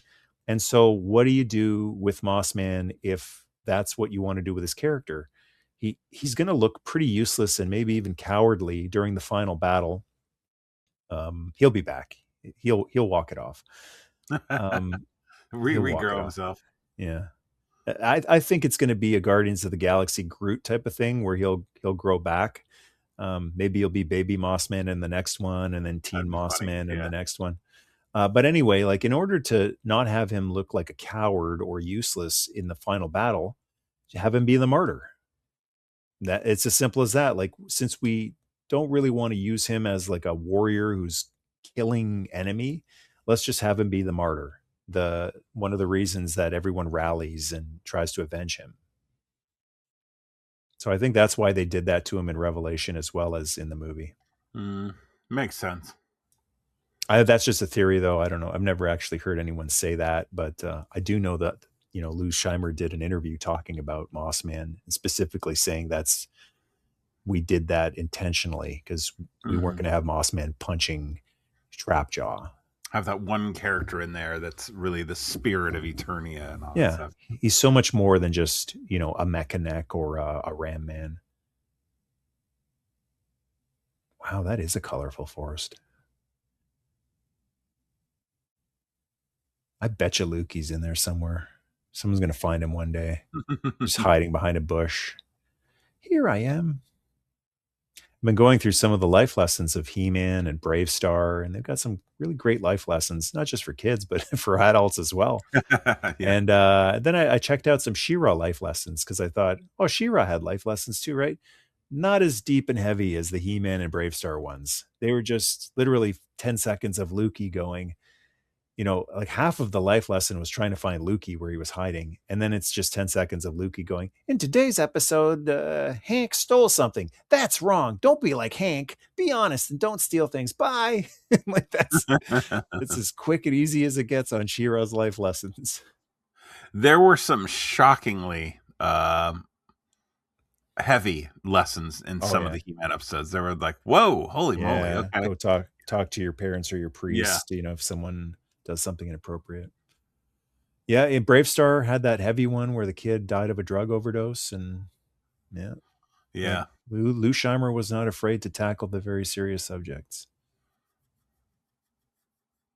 And an appearance by Zoar, the falcon form of the sorceress.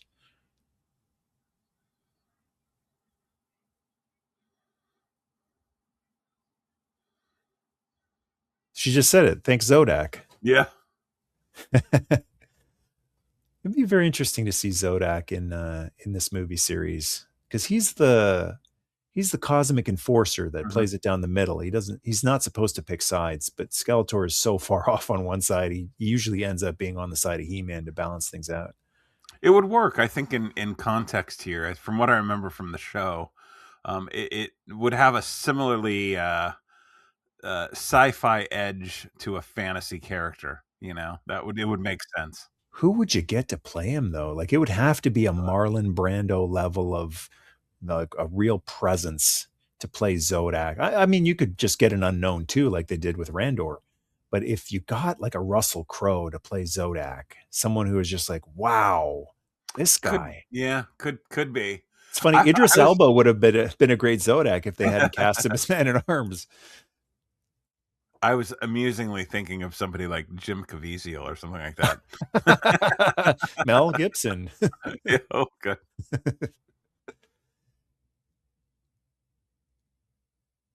Oh man, and just when you think he's got the old suit on, he's shaved, he's back in the saddle, and no, he's let's have a drinky poo.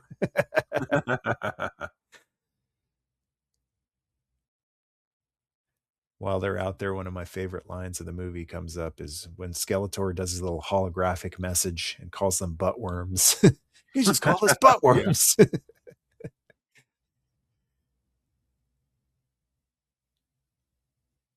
Now, one little thing I wish they had done, it would have been even cooler than all the cool stuff in the movie, is if in the like the before scene of when Adam's a little kid, if Man at Arms had been clean shaven.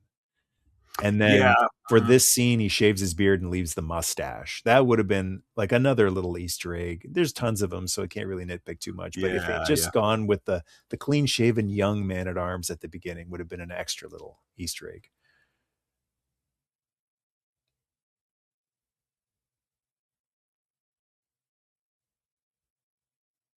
Well, a friend of mine, took a magic marker and colored a mustache on his Really? man at arms. I remember that much. I'm sure a lot of kids did that. Yeah, Just it must have been really irritating to watch 2, 3 years of that cartoon and like, yeah. what's the deal with this guy's got a mustache? Of all the things to be different. Yeah. But they did that on the show to make him seem older. Yeah, yeah. It's funny though, I've never really seen at toy shows an old Man-at-Arms figure with a markered on mustache. I can't say Hmm. I've ever actually seen that, but you would think that a lot of kids would have done that. You would think so, yeah.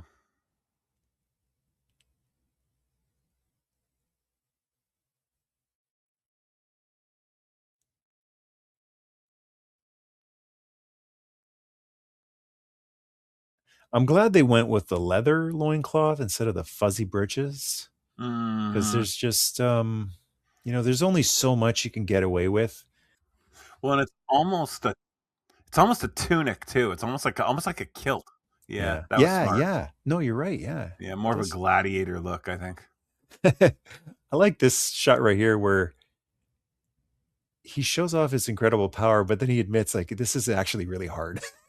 Yeah. But here's another moment where, Tila is not a typical modern, kind of man-hating character. Like she's impressed. She Mhm. just goes, "Wow." And there's a lot of movies where they wouldn't allow the actress to do that and be impressed by, something that the guy did. So again, refreshing. And then they have their little scene here where she's kind of into him, he's kind of into her, and then no, we've got a kingdom to save. We don't have time to Mhm. snog. And plus, they never did it on the cartoon, so that's kind of remaining true to the cartoon as well. Yeah. I like that little thing where he's talking about the practicalities of the transformation. He goes, "I'm not sure what happened to my shirt though." That's a good one. It's always the Incredible Hulk joke with the like, Right. where does he yeah, keep getting the purple pants? Yeah.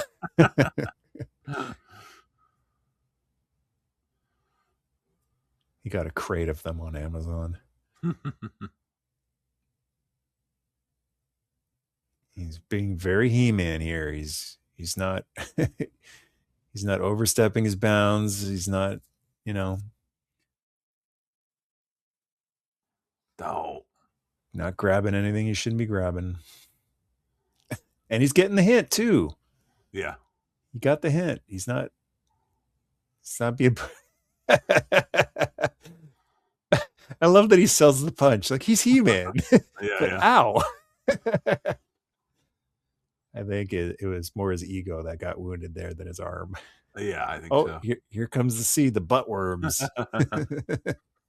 What a great insult. And it's not, he's not calling them butt worms. It's just his grammar, his verbiage. You are butt worms. And you would think Duncan would be smarter than that, to get Yeah. the The years of intention. alcohol talking But yeah, filling he's a filling a he's a haze. he's a little hazy.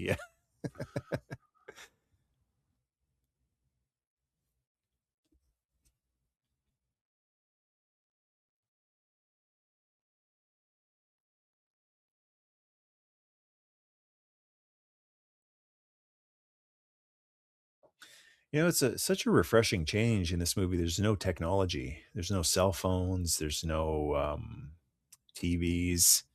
And in order to get a message out like this, he's got to do a big, basically, spell.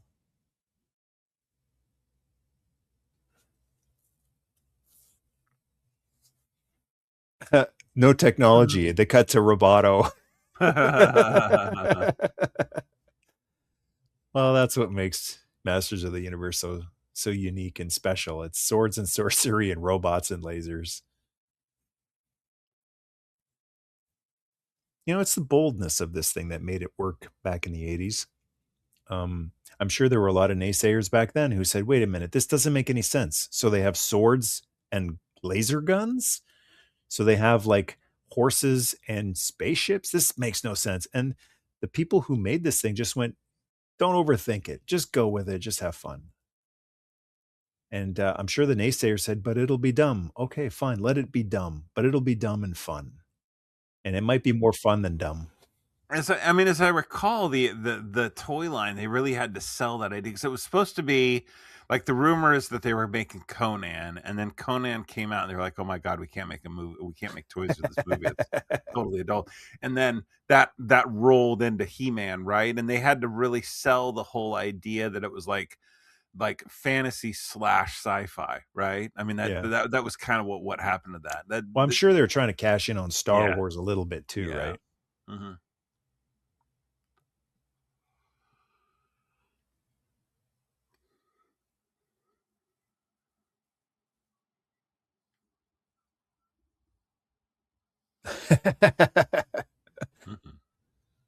I love Roboto.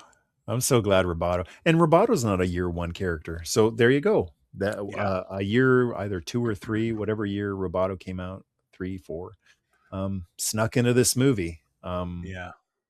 Bumped Zodak and Stratos off. Merman didn't make it into this movie either. He's a year one character.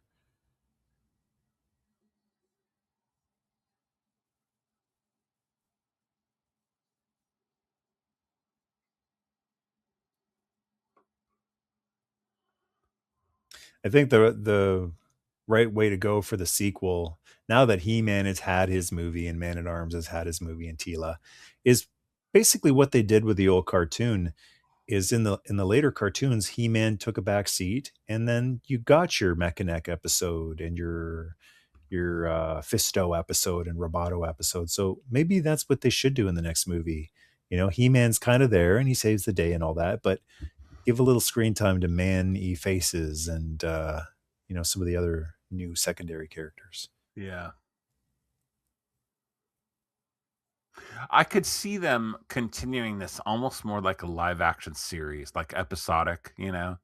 Mm. Uh, Yeah, that oh, might and be the that way to is go. the yeah, that is, what's his name? Some Bjornson. That's the mountain right there. Yeah, I didn't Oh, realize when I first saw that that's who this is. I forget what from his name is. Game of Thrones. Yeah. Yeah, Hallstrom Bjornson. I can't remember. I don't have it in Okay. front of me. Well, he is a mountain of a man. Yeah, that is the mountain. Was Goatman? I don't remember that Goatman guy a Not part in of the. the toy line. I No, I don't think he was No. a figure. I don't even remember him on the cartoon. He might have Yeah. been in there somewhere in one of the later episodes. I'm not remembering. Probably a comic character or something. I don't know. Something like that. There's people there who know the complete history of Goatman and every other character in this movie.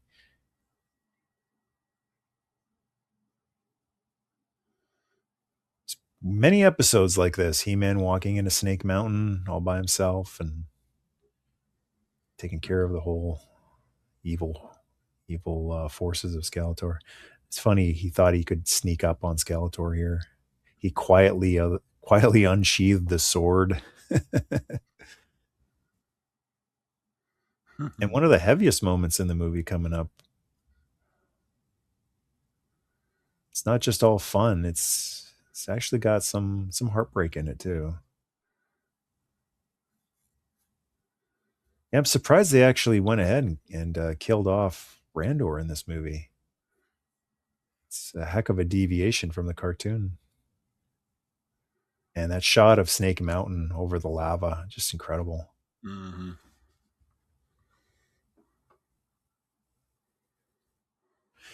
Now, upon second viewing, I don't really take from this that Adam got his dad killed, because he was irresponsible with his power. It's more of like Skeletor was going to kill him. Randor wasn't coming out of this alive, and Yeah, so I didn't get that either. That he was like responsible for it. Not like not like the way people say Optimus Prime is dead because of a hot rod kind of way. right, yeah, yeah. And Yeah. also, it's also an homage to the cartoon. Do you remember the episode where He-Man knocks something down and it falls on somebody and it doesn't kill him, but it's a scheme of Skeletor that the guy was wearing some kind of, I don't, he had a spell or wearing something that made his heart seem like it stopped. So He-Man thought he killed this guy by knocking this, wall down on him because he wasn't being careful. And then he gives up the sword, like he gives up the power. He finds out it's all a ruse and then gets the sword back. But it was an homage to that. Like he was irresponsible with his power and it knocks something down and it crushed somebody. This part right here, where he just starts beating a guy with another guy. That's a He-Man thing. I love how it dawns on him what he's about to do. Oh, and I love this guy right there. That guy with he was from the '86 movie or '87 movie, Yeah, '87 87 movie. movie. Yeah, Yeah, yeah. yeah, wasn't that? Yeah, Oh, Spikor. Yeah, they play around with Spiker's gimmick a few times. He gets stuck a few times. He gets stuck on somebody. yeah. Oh, that's gotta suck. There's He-Man punching away again with that spring waist gimmick. Oh, the shot to Randor where he's just so proud of his boy. It's a quick shot, but it's so important that he gets to see his boy is turned into a warrior. And I just did a mashup on my YouTube channel. I put money for nothing to this scene right here. Bam, bam, ba, da, ba, da, da, da, da. Works perfectly.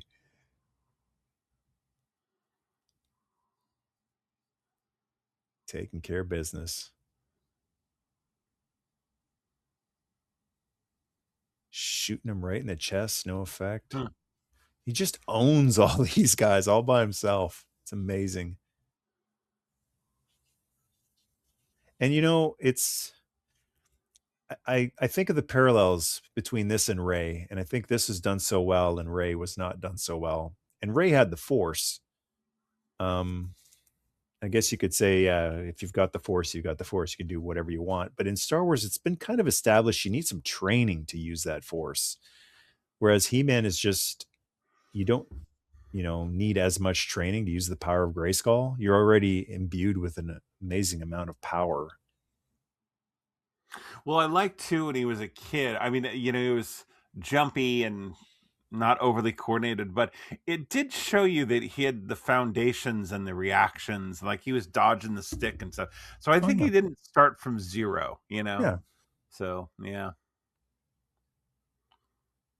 Oof.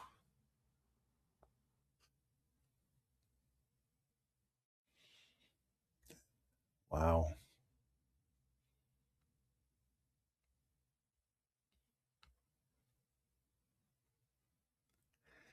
Just go with it. Why is he frozen? I don't know. It's magic. Uh-oh, it's magic.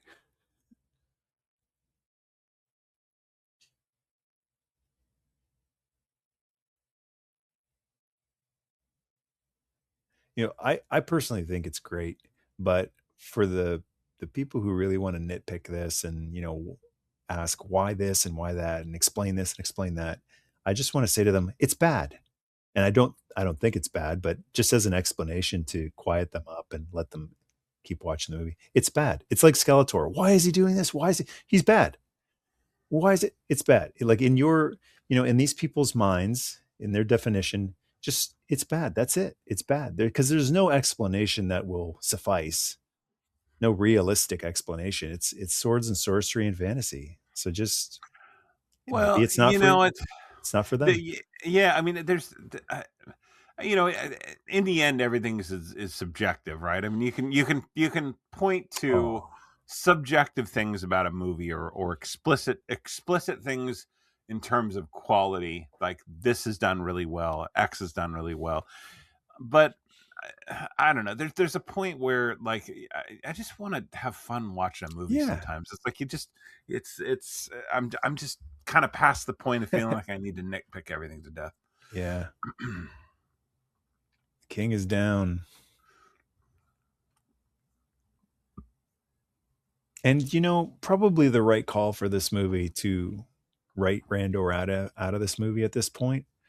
Because if he sticks around, then he does end up kind of being the Randor from the cartoon, just kind of useless. Um, and now that he's gone, now that Randor's gone, it just makes Adam more important to the kingdom and Marlena as well. Now she's the queen who rules the kingdom, and Adam's, the next in line.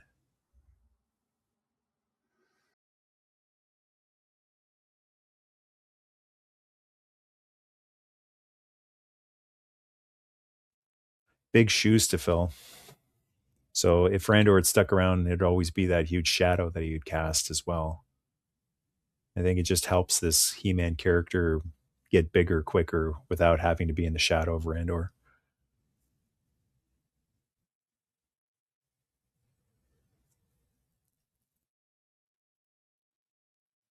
And both admitting, they're both conceding to the other person's thoughts. Like I should have been stronger. Look at me, I'm strong, like you wanted me to be. And the king is saying, no, no, no, I was I was wrong. I should have let Mhm. you be you. Yeah, it's a good heartfelt kind of moment. Mhm. And you do have to remind yourself that they haven't seen each other for however long it was. 15 Yeah, years, yeah. 15 years, yeah.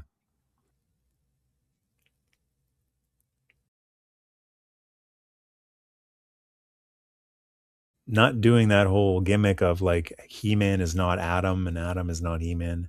They avoided, that whole thing of, "Wow, who's this new warrior, He-Man?" Because in the show, Randor didn't know He-Man was Adam. He didn't put that together, no one ever did.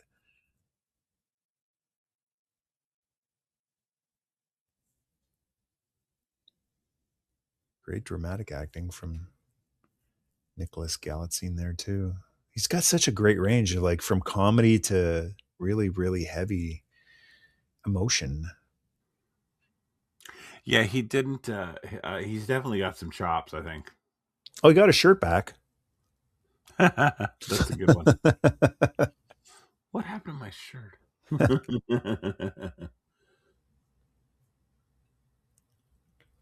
They had to put him in a pink shirt.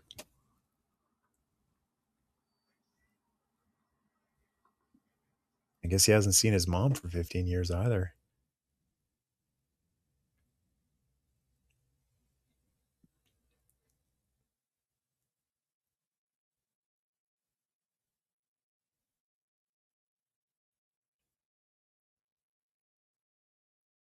Well, I wonder if we're gonna get a prequel movie or series about Marlena's, youth and how she was an astronaut and how she came to Eternia. I would personally, if I was gonna choose how Amazon moves forward with this, I would love to see like a 8-part series, like 8 one-hour episodes, um, all touching on different stuff, right? You Great know, idea. Yeah. I think it's how they should do this. Instead of just like one series about Marlena, just Mhm. one-offs, Fisto's origin, Mechanex's origin, how he got the Yeah. that's right. Eh. Another comedic moment. And really needed, sorely needed after such a heavy death of the king scene, and here he is goofing around again.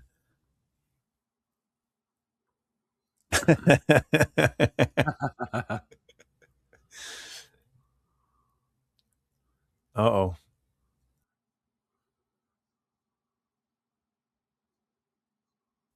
That effect that they put on her neck, on her jawline, like she's got all that the vein Yeah. and the smoke. Brutal.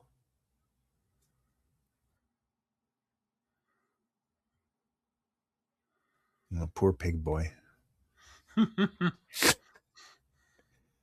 I think it's genius that they slid that in there. Oh, yeah, 100% that's a Do you, reference. do you think it's the original guy the kid who played I don't Pig know about Boy in that, but '87? it's certainly a nod to the story. Well, and that's part of what I think this movie does so great is there's so many little nods, wink winks, pinky to the mouth Yeah. sort of moments where it's like, ah, okay, I see what you're doing there. That like and that's really smart. I think that came from well, not only the director, but I do think that Barbie had some degree of influence to that because they'd done that Barbie movie, which was pretty damn funny, really. I know it got criticized because a lot of people thought it had an agenda and all this stuff, but if you watch it without trying to take that away from it, it was really pretty darn clever. It was deconstructivism, and I think there's some degree to what they were trying to do. They're trying to point out the absurdities of Masters of the Universe with this movie, and they weren't bothering to try to hide it. If it was silly, they made a point of the fact that it was kind of silly, Yeah. and I think that was a really smart way to play this. Yeah. So, the director of this movie, Travis Knight, do you know who his father is? Michael Knight? Phil No, Knight. I don't know. Who? Phil Knight, I don't know who that is. billionaire co-founder and former CEO of Nike. A Really? billionaire. A Oh, I billionaire, did not yeah. know that. Wow. So, the reason this movie is the way it is, I think, is Mhm. because the guy who directed this movie, his dad's a billionaire, and his dad has always supported his son in all of his Hmm. You know, at first he wanted Travis to work with him at Nike, and Travis said, "I got to do my own thing." And so Travis got his own animation studio with the help of his Wow. father, and you know, he does things that he wants to do, and he seems to have that fu money where it's like he doesn't have the strings being pulled on him that a lot of directors Mhm. have being pulled. Like, you have to do this or you're out of here. If you say that to Travis Knight, it's not as big a deal.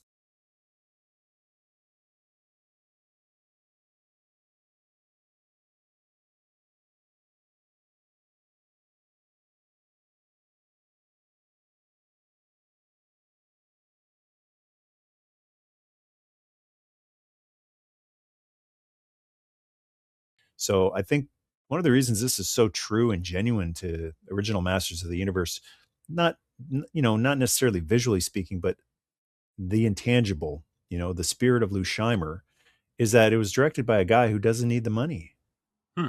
He did it for love, not money. Oh, cringer. Yeah. They really downplayed, like, the voice actor and also the animation of Cringer is very downplayed. Like, he doesn't need to be shaking and teeth chattering. He's a No. huge green tiger, so he's already awesome just standing there being calm. I actually really like that too. I was kind of expecting to see that, and I'm really, really, I was really glad they didn't go with that sort of trope. You And know? they probably tried, you know, they probably tried a few different ways and Yeah. went, "Oof, this is too much. Like, this is enough. He's a giant green tiger. Let's not Yeah. I make mean, him into a Scooby-Doo character." yeah, the original was the Cowardly Lion, basically, right? You know, Yeah. so it's like yeah, I appreciated that they didn't go that far with it.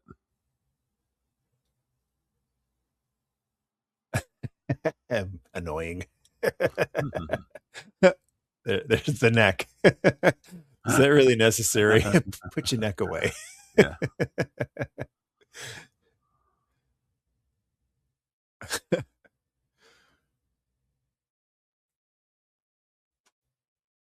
It's like herding cats. Well, I like that it's that he's trying to do like the big Yeah. leader hero speech, and The everybody's like, HR he's trying to do the HR meeting scene from earlier in yeah. the movie with these like fantastical characters, and they're not getting it just as much as he didn't get it back then.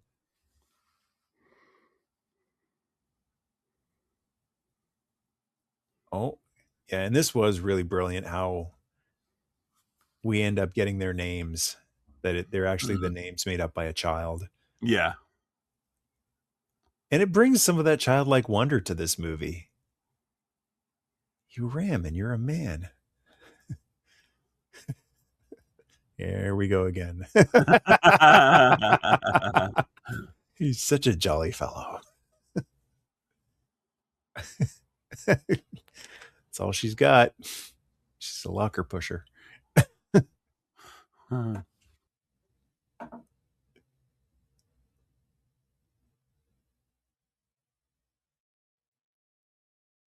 Yeah, I don't think there's any other little Easter eggs back there. Like any Yeah. other like they No characters. if they're going to use a character that had a figure, they'd make sure you see him. They're not going to sneak him back there. It's going to be a big major casting, you know, of a Yeah. person who's locked into a 3 or 4 or 5 picture deal. Or even if they just made a nod and had something appear later or something like that, I could totally, yeah, but yeah. They do that with Shira in one of the post-credit scenes, but they're very careful to not show you her face so that they can really cast anybody for that role. Alan, to Alan.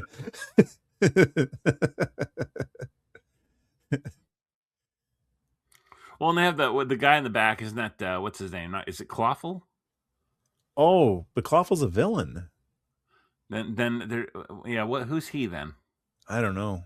He's just some random alien-looking Eternian, reptilian-looking Eternian.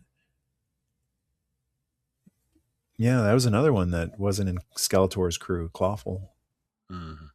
There is I saw a picture someone grabbed of there is something that looks like Merman during the final ceremony, like at the Mm. end of the movie in like the palace with Adam.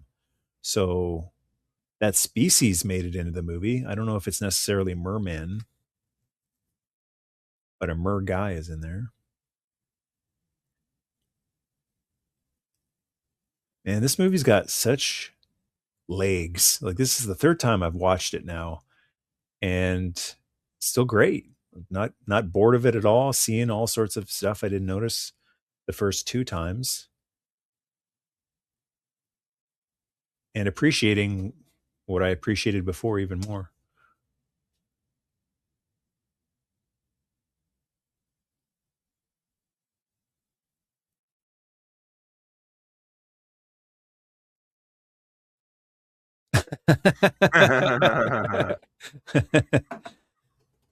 It looks like a big spark plug. That's it. That's all it took. Oh wow, why does a cleaning robot have all this? Well, I guess because it's Man at Arms' robot. Why wouldn't it? Of course, he would put all that on his robot.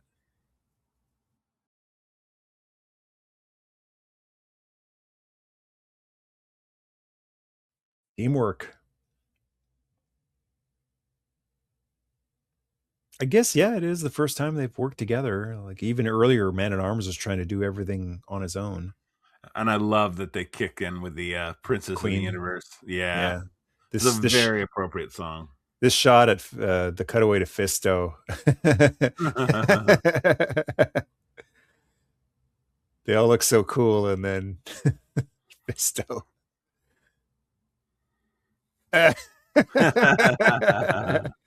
And then they start coughing.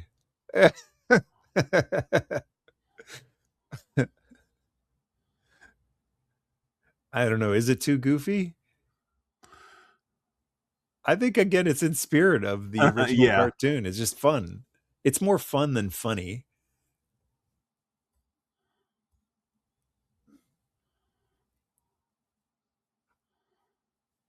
Huh.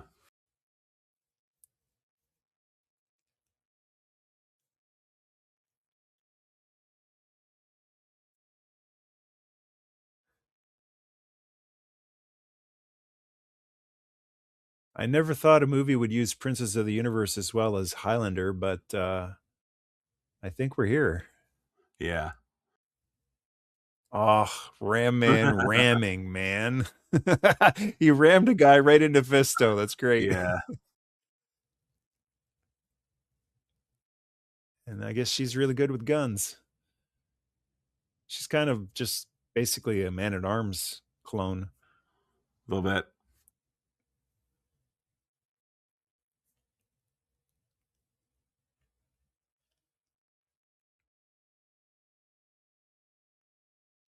It's so cool that they got the Prince song in there with Brian May doing guitar. You know, Yeah.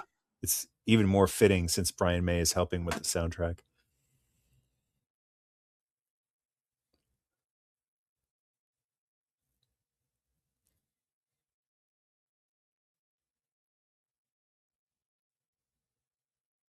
I really wish during that final battle when Adam transforms again, that Battle Cat got his armor.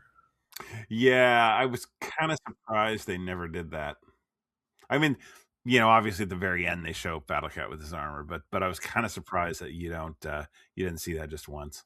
And he mentions like next time I'm getting the armor, but like he's right there, and we Mhm. saw it how many times? 65 times or whatever times in the old cartoon. He-Man transforms. If Cringer's right there, kapow!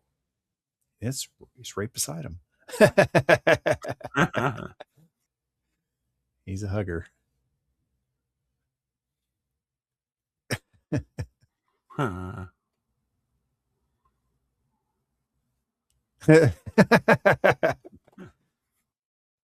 Awkward. Yeah.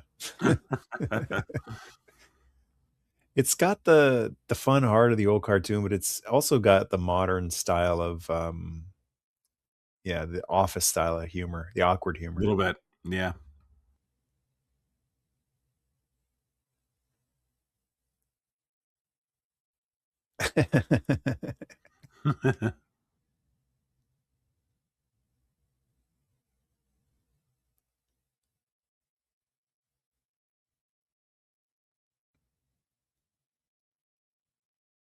Yeah, there's a reference to the armor. Yeah.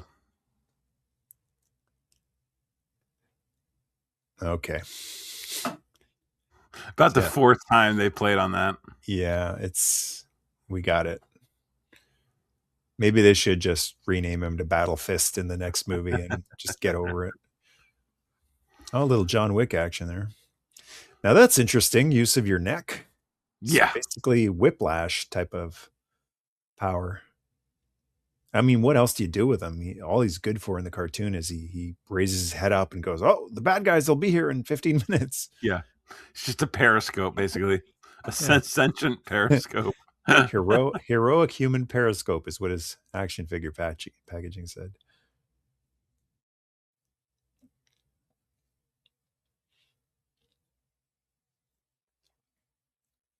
It's funny how the sorceress just took off. She's like, "Yeah, I'm out of here. There's not much I'm Yeah. going to be able to do here." Good night. Got to know your limitations. Man, Battle Cat is Cringer still. It's pretty powerful, carrying two people and charging like that. It's really not much difference between Cringer and Battle Cat. Since they never actually show Cringer transform, maybe Cringer doesn't transform. Can't remember if he's any bigger when he's got the armor at the end of the movie. Maybe it's just like literally armor.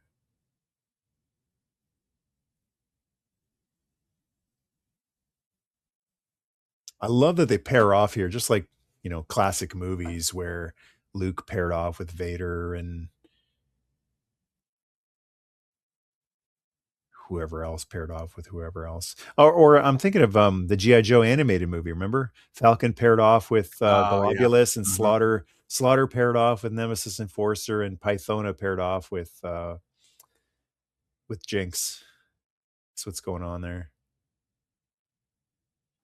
Yeah, see, I keep looking at all those backgrounds here, and I keep looking for stuff that I feel like is an homage or something somewhere. Yeah. Oh.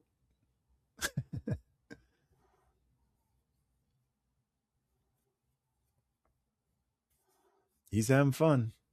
He's found his new high. Oh, I love seeing a robot shoot a rocket out of his arm or her Yeah. arm. Got to have that. Pacific Rim, Grandizer, Transformers, Masters of the Universe. Every good robot needs a rocket in their arm.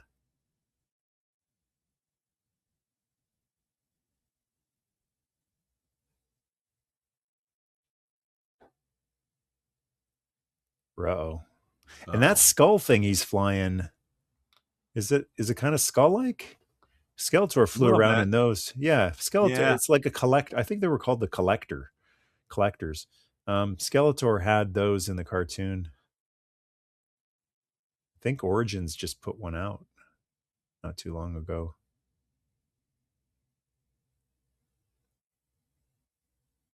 This shot right here where he launches in the air. Slow motion shot flying across the sky. Beautiful. There's some Matrix like shots in this movie where they just give you a moment to appreciate the awesomeness of the action.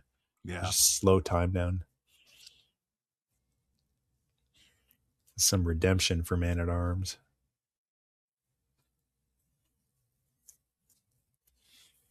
Yeah, it's interesting. So the king died. All of the statues of the previous rulers are getting destroyed by the end of the movie. They're kind of sending a message that, out with the old, in with the new. And he just said it right there. I'm a new man.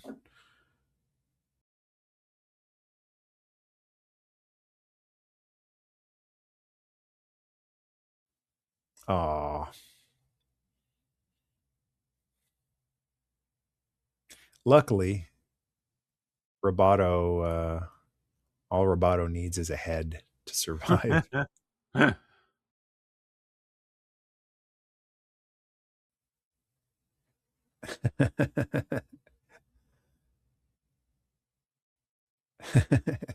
going to rebuild you. Don't assassinate me.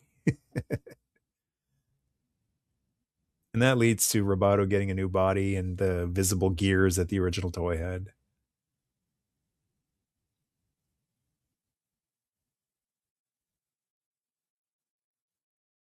Oh, Adam actually holding his own against Skeletor. I wonder why he hasn't transformed already. You'd think he would have transformed before he even walked into Grayskull. And that would have been cool, like transform right in front of Grayskull. You know, makes the most sense.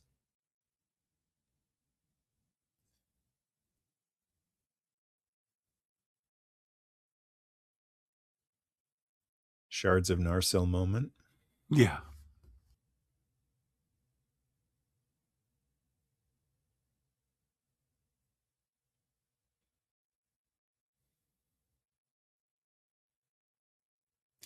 Boy, this is going to be a real irritating movie for people who need everything explained to a T. Because, like, how did the sword get fixed? Magic. How did he come back to life? Magic. Like, it's just Well, that's just it, isn't it? Magic is, yeah. It's always the explanation, magic. This is a great sequence right here. It's so funny. So many memes. Jim Yeah. Bro Skeletor, Office Skeletor. Oh, if only Dolph had come out and started beating on Skeletor. The Nike symbol, which means more now, knowing who Travis Knight's father is. Oh, yeah, yeah. Yeah, that's true.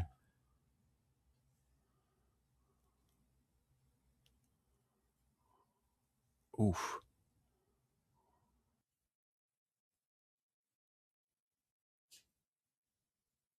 It's so nice that they get to have a little bit of a psychological battle instead of just fighting like they did on the show. Yeah. He gets to go into his mind and just do some of this, I don't know, like Freddy Krueger type of stuff to him.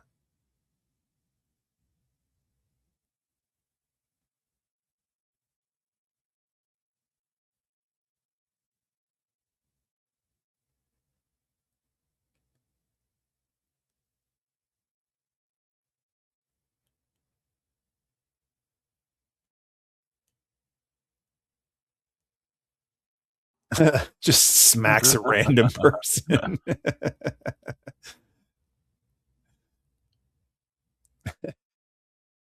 When he looks around the office and goes, what even is this?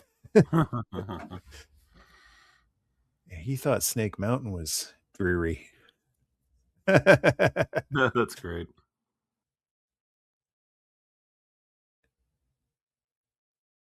Yeah, if I could get that report by the end of the day, that would be great. What even is this?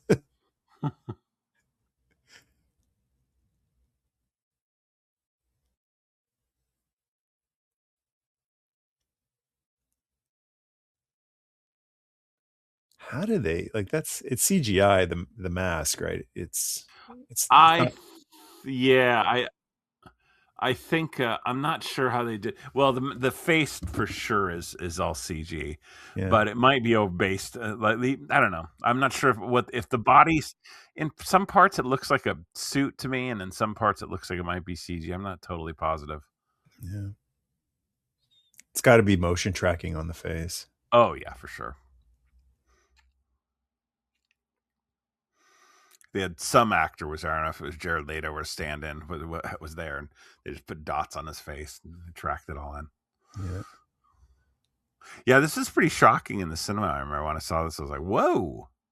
It's right out of Revelation, but Yeah, and I'm surprised it seemed more like a thing you would do in a second movie, not the first movie.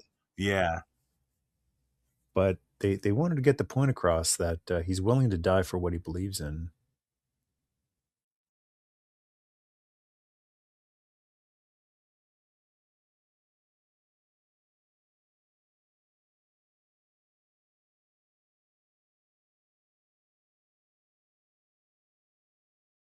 I wonder if he's going to end up being some kind of master of the universe in the next one. Like maybe he's Manny Faces or another like Oh yeah, well-known character. You know, maybe Zodak. he's yeah. Can you imagine Zodak?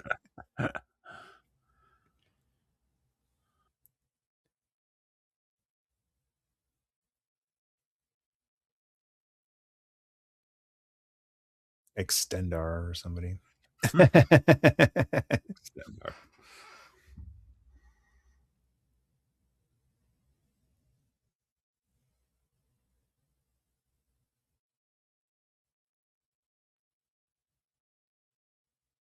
It's great, great effects work on the Falcon. Again, it's like Cringer. It's subdued enough that it's not obviously fake. Yeah. Like other than the mouth, it's not really doing much.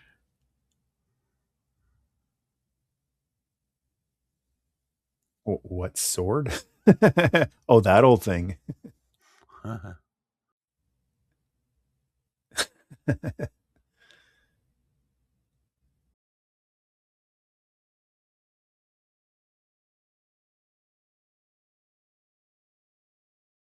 Yeah, this is lifted right out of Revelation, which that show was so despised. I'm surprised that they borrowed from some of it.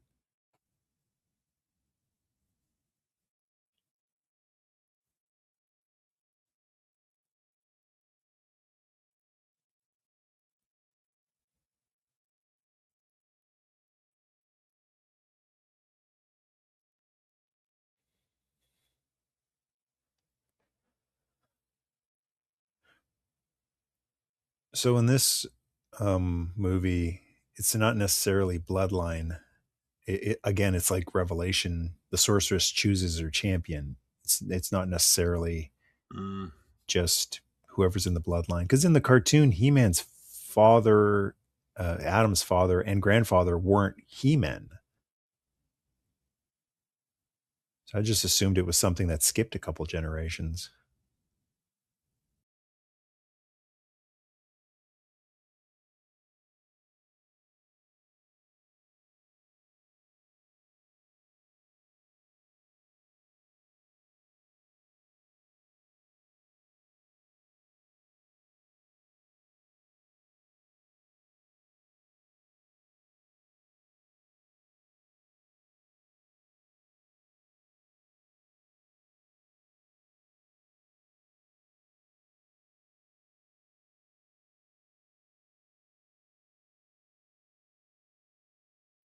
Who needs elves? Aragorn needed the elves to recreate the Narsil sword. Kaboom. Well,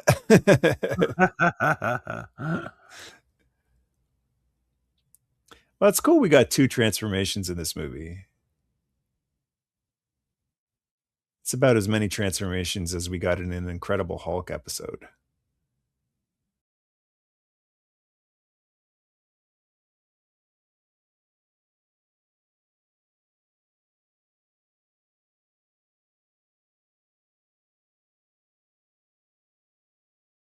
And whew, we are 2 hours into this movie with, well, it says 21 minutes to go, but a lot of that's Yeah, I think. credits. Yeah, I think. We got about 10 full minutes, I think. This was a good lesson to who tries to just talk it out with him. I'm surprised this comes after he died, though. Like I Yeah. would have put this before he died, and then he dies, and then he realizes, okay, some people you can't talk to. Yeah. But I guess it's more powerful, pardon the pun, him transforming into He-Man and then choosing not to use that power. But that's something that the cartoon He-Man would do.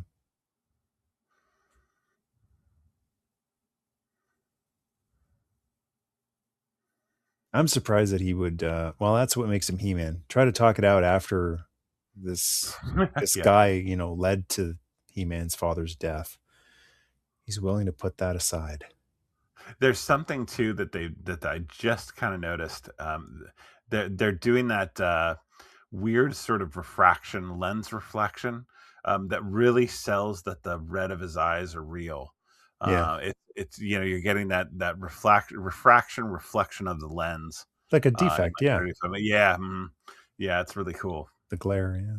I hadn't yet noticed that they were doing all that in those shots, but in that close-up shot, it was definitely there. It was interesting. That used to be such a no-no in the old days of filmmaking. If you had a Mhm. glare on the screen, you had to redo the shot. It was unusable because it was considered an error. And now, like every shot we see of Skeletor's eyes, they're glaring. Well, Oh, it's a smart way to make people think that it was actually there on set. Though that right. was really intelligent. Yeah. Yeah. And it's a very easy trick. It's like making something blurry and out of focus. Firefly did it Yeah. a lot with their effect shots, shaky Yeah. cam and blurred and out of focus. It just looks like, well, that must be real because that's what real looks like. Wow.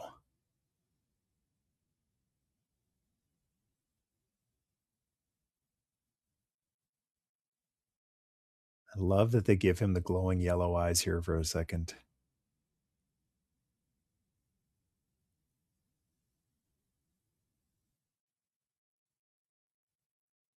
It's one of the most effective shots I've seen in any movie where a character has an incredible amount of power and is being responsible with it and saying, like, I don't want to use this power. It's a very Optimus Prime or really Fortress Maximus. Holy cow, what a beatdown. Fortress Maximus level of responsibility because Fortress Maximus is the size of a city. He could level, a town. He chooses not to. Here comes the Thunder Punch. There we go. This has got to That's be an good. homage. It's got to be an Oh, homage to Thunder Punch He-Man with the caps. Oh man. Oh, yeah. this is like Loki's beatdown in Avengers. Yeah, this is a satisfying one for Oh sure. my goodness, ragdolling him. I love how she's just like, "Yeah, I'm out. See ya." Ouch.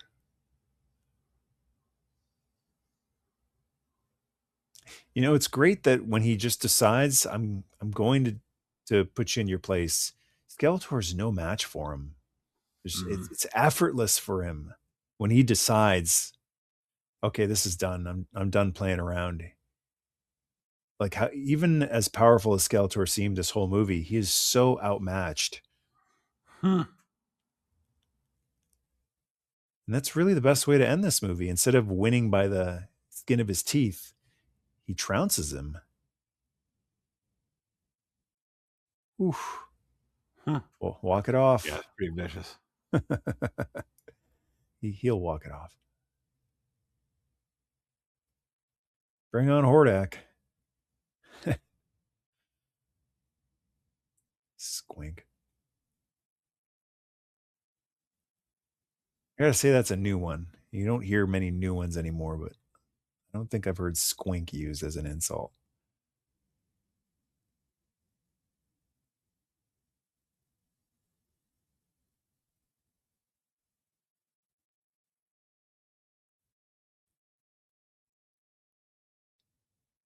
And a familiar tune starts playing again. Whew, what a journey. What a movie.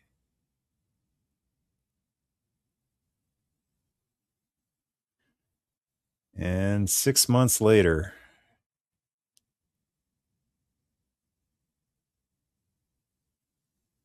so now Marlena rules on her own. Well, alongside her son, I guess.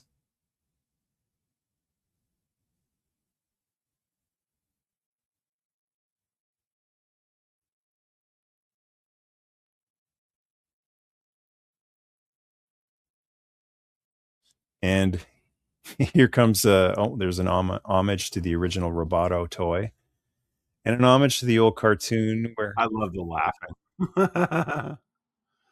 Hands on their hips, leaning back. there was some people in the theater when I saw this movie who did not understand what was going on. So I heard a few people going, "What are they doing? Why are they laughing?" And they didn't get it. They're like, "Why are they Yeah. And so the guy who was with a girl, if the girl was asking and didn't understand because they didn't see the cartoon, the guy would say, "In the old cartoon, they used to do that. Like every episode ended with them just standing around and laughing a long time at something that wasn't really all that funny." Oh, and Man at Arms got himself some new armor. 'cause his old stuff was really dinged up by the end of the last battle. Beat you with a stick. Anytime, Eric, you want me to beat you with a stick, just let me know. I'm still laughing with the hands on the hips too. Yeah. The hands on the hips that really sell it.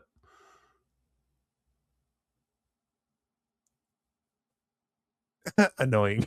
I love how he just slips that in there.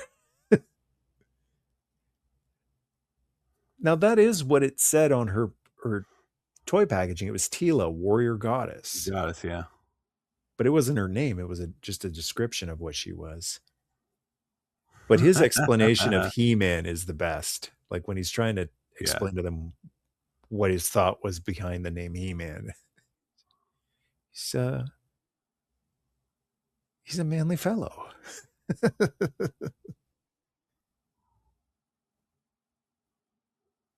Once again, heckling itself. No one can heckle this movie as well as it heckles itself. Yeah.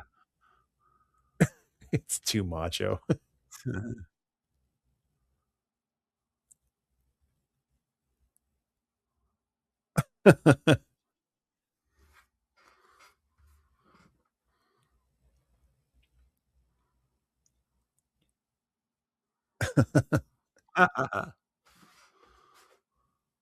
Oh, here comes the old familiar tune.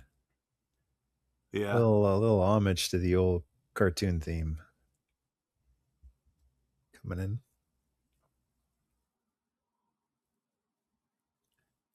in. He-Man.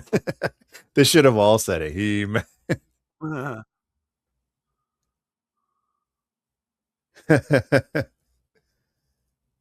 It's Cringer's like, why?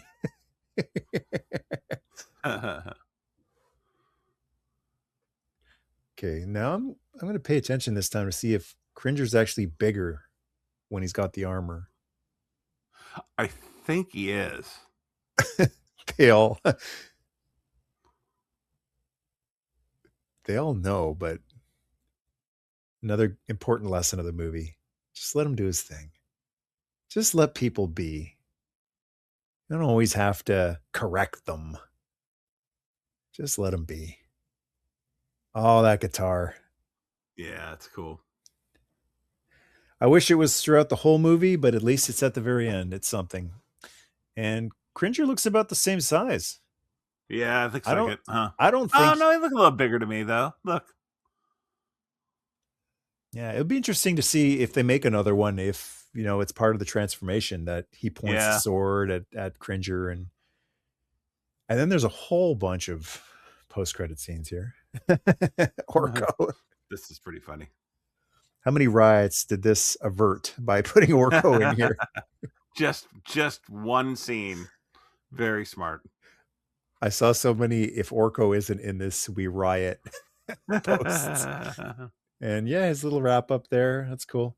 Great finale song. Yeah. Masters of the Universe, Lords of Power. Since the original name of the toy line was Lords of Power. Whew. Villain's monologue, good guy's dialogue. That's pretty clever. That's crazy. Amazing. Well, took us what, 30 years to get this movie? Yeah. Better than the 87, would you say? For different reasons, though. I'm not sure I'd say it was better or worse. It was objectively better, I think, in a lot of ways. More fun. Was it more fun? It was more fun, but there is something fun about the original that I still like a lot. Yeah, that's true. Yeah, definitely more true to the Filmation cartoon. Was that what was his name? Grindor? Gwildor? With the guitar? Gwildor, thank you. It looked like Gwildor from the 87. It looked like it was a Gwildor, yeah. Yeah. So many there's cool Orko again. And Tila. What is that? He's handing a little doll? Bear or something? I don't know what that was. Doll to a girl or something? Yeah. Oh, this artwork is amazing. Yeah, very cool. Beautiful. Just chills. Oh, as a lifelong, whew, lifelong Mhm. Masters of the Universe fan, boy does life go by fast. But yeah, I Yeah. guess I am a lifelong He-Man fan. This is just a love letter to He-Man fans. I love this movie. Yeah, it was very satisfying and I enjoyed it. And it's funny because I didn't think they were gonna be playing this here in the Isle of Man, and it Mm, wasn't until the week it came out that I actually saw that it was in the cinema. And I was like, it's here, it's playing." I wow, thought I was gonna miss it. Yeah. that's great.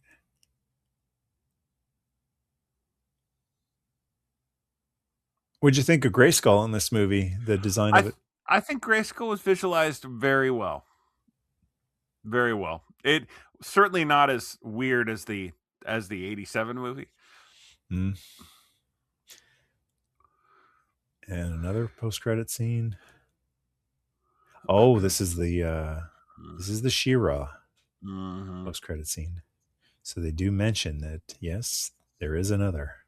Naturally, this will probably be where the sequel goes if there is a sequel, but I still think like a 8 one-hour episodes that they go Yeah. into a bunch of different stuff would be really cool. I could totally see that. I really hope that it's not a completely separate thing. Like it's just Mhm. She-Ra with no appearance of Yeah. Adam, He-Man, Eternia. And we hear the She-Ra theme in there too. Oh, and there's the Fright Zone back there. Yep.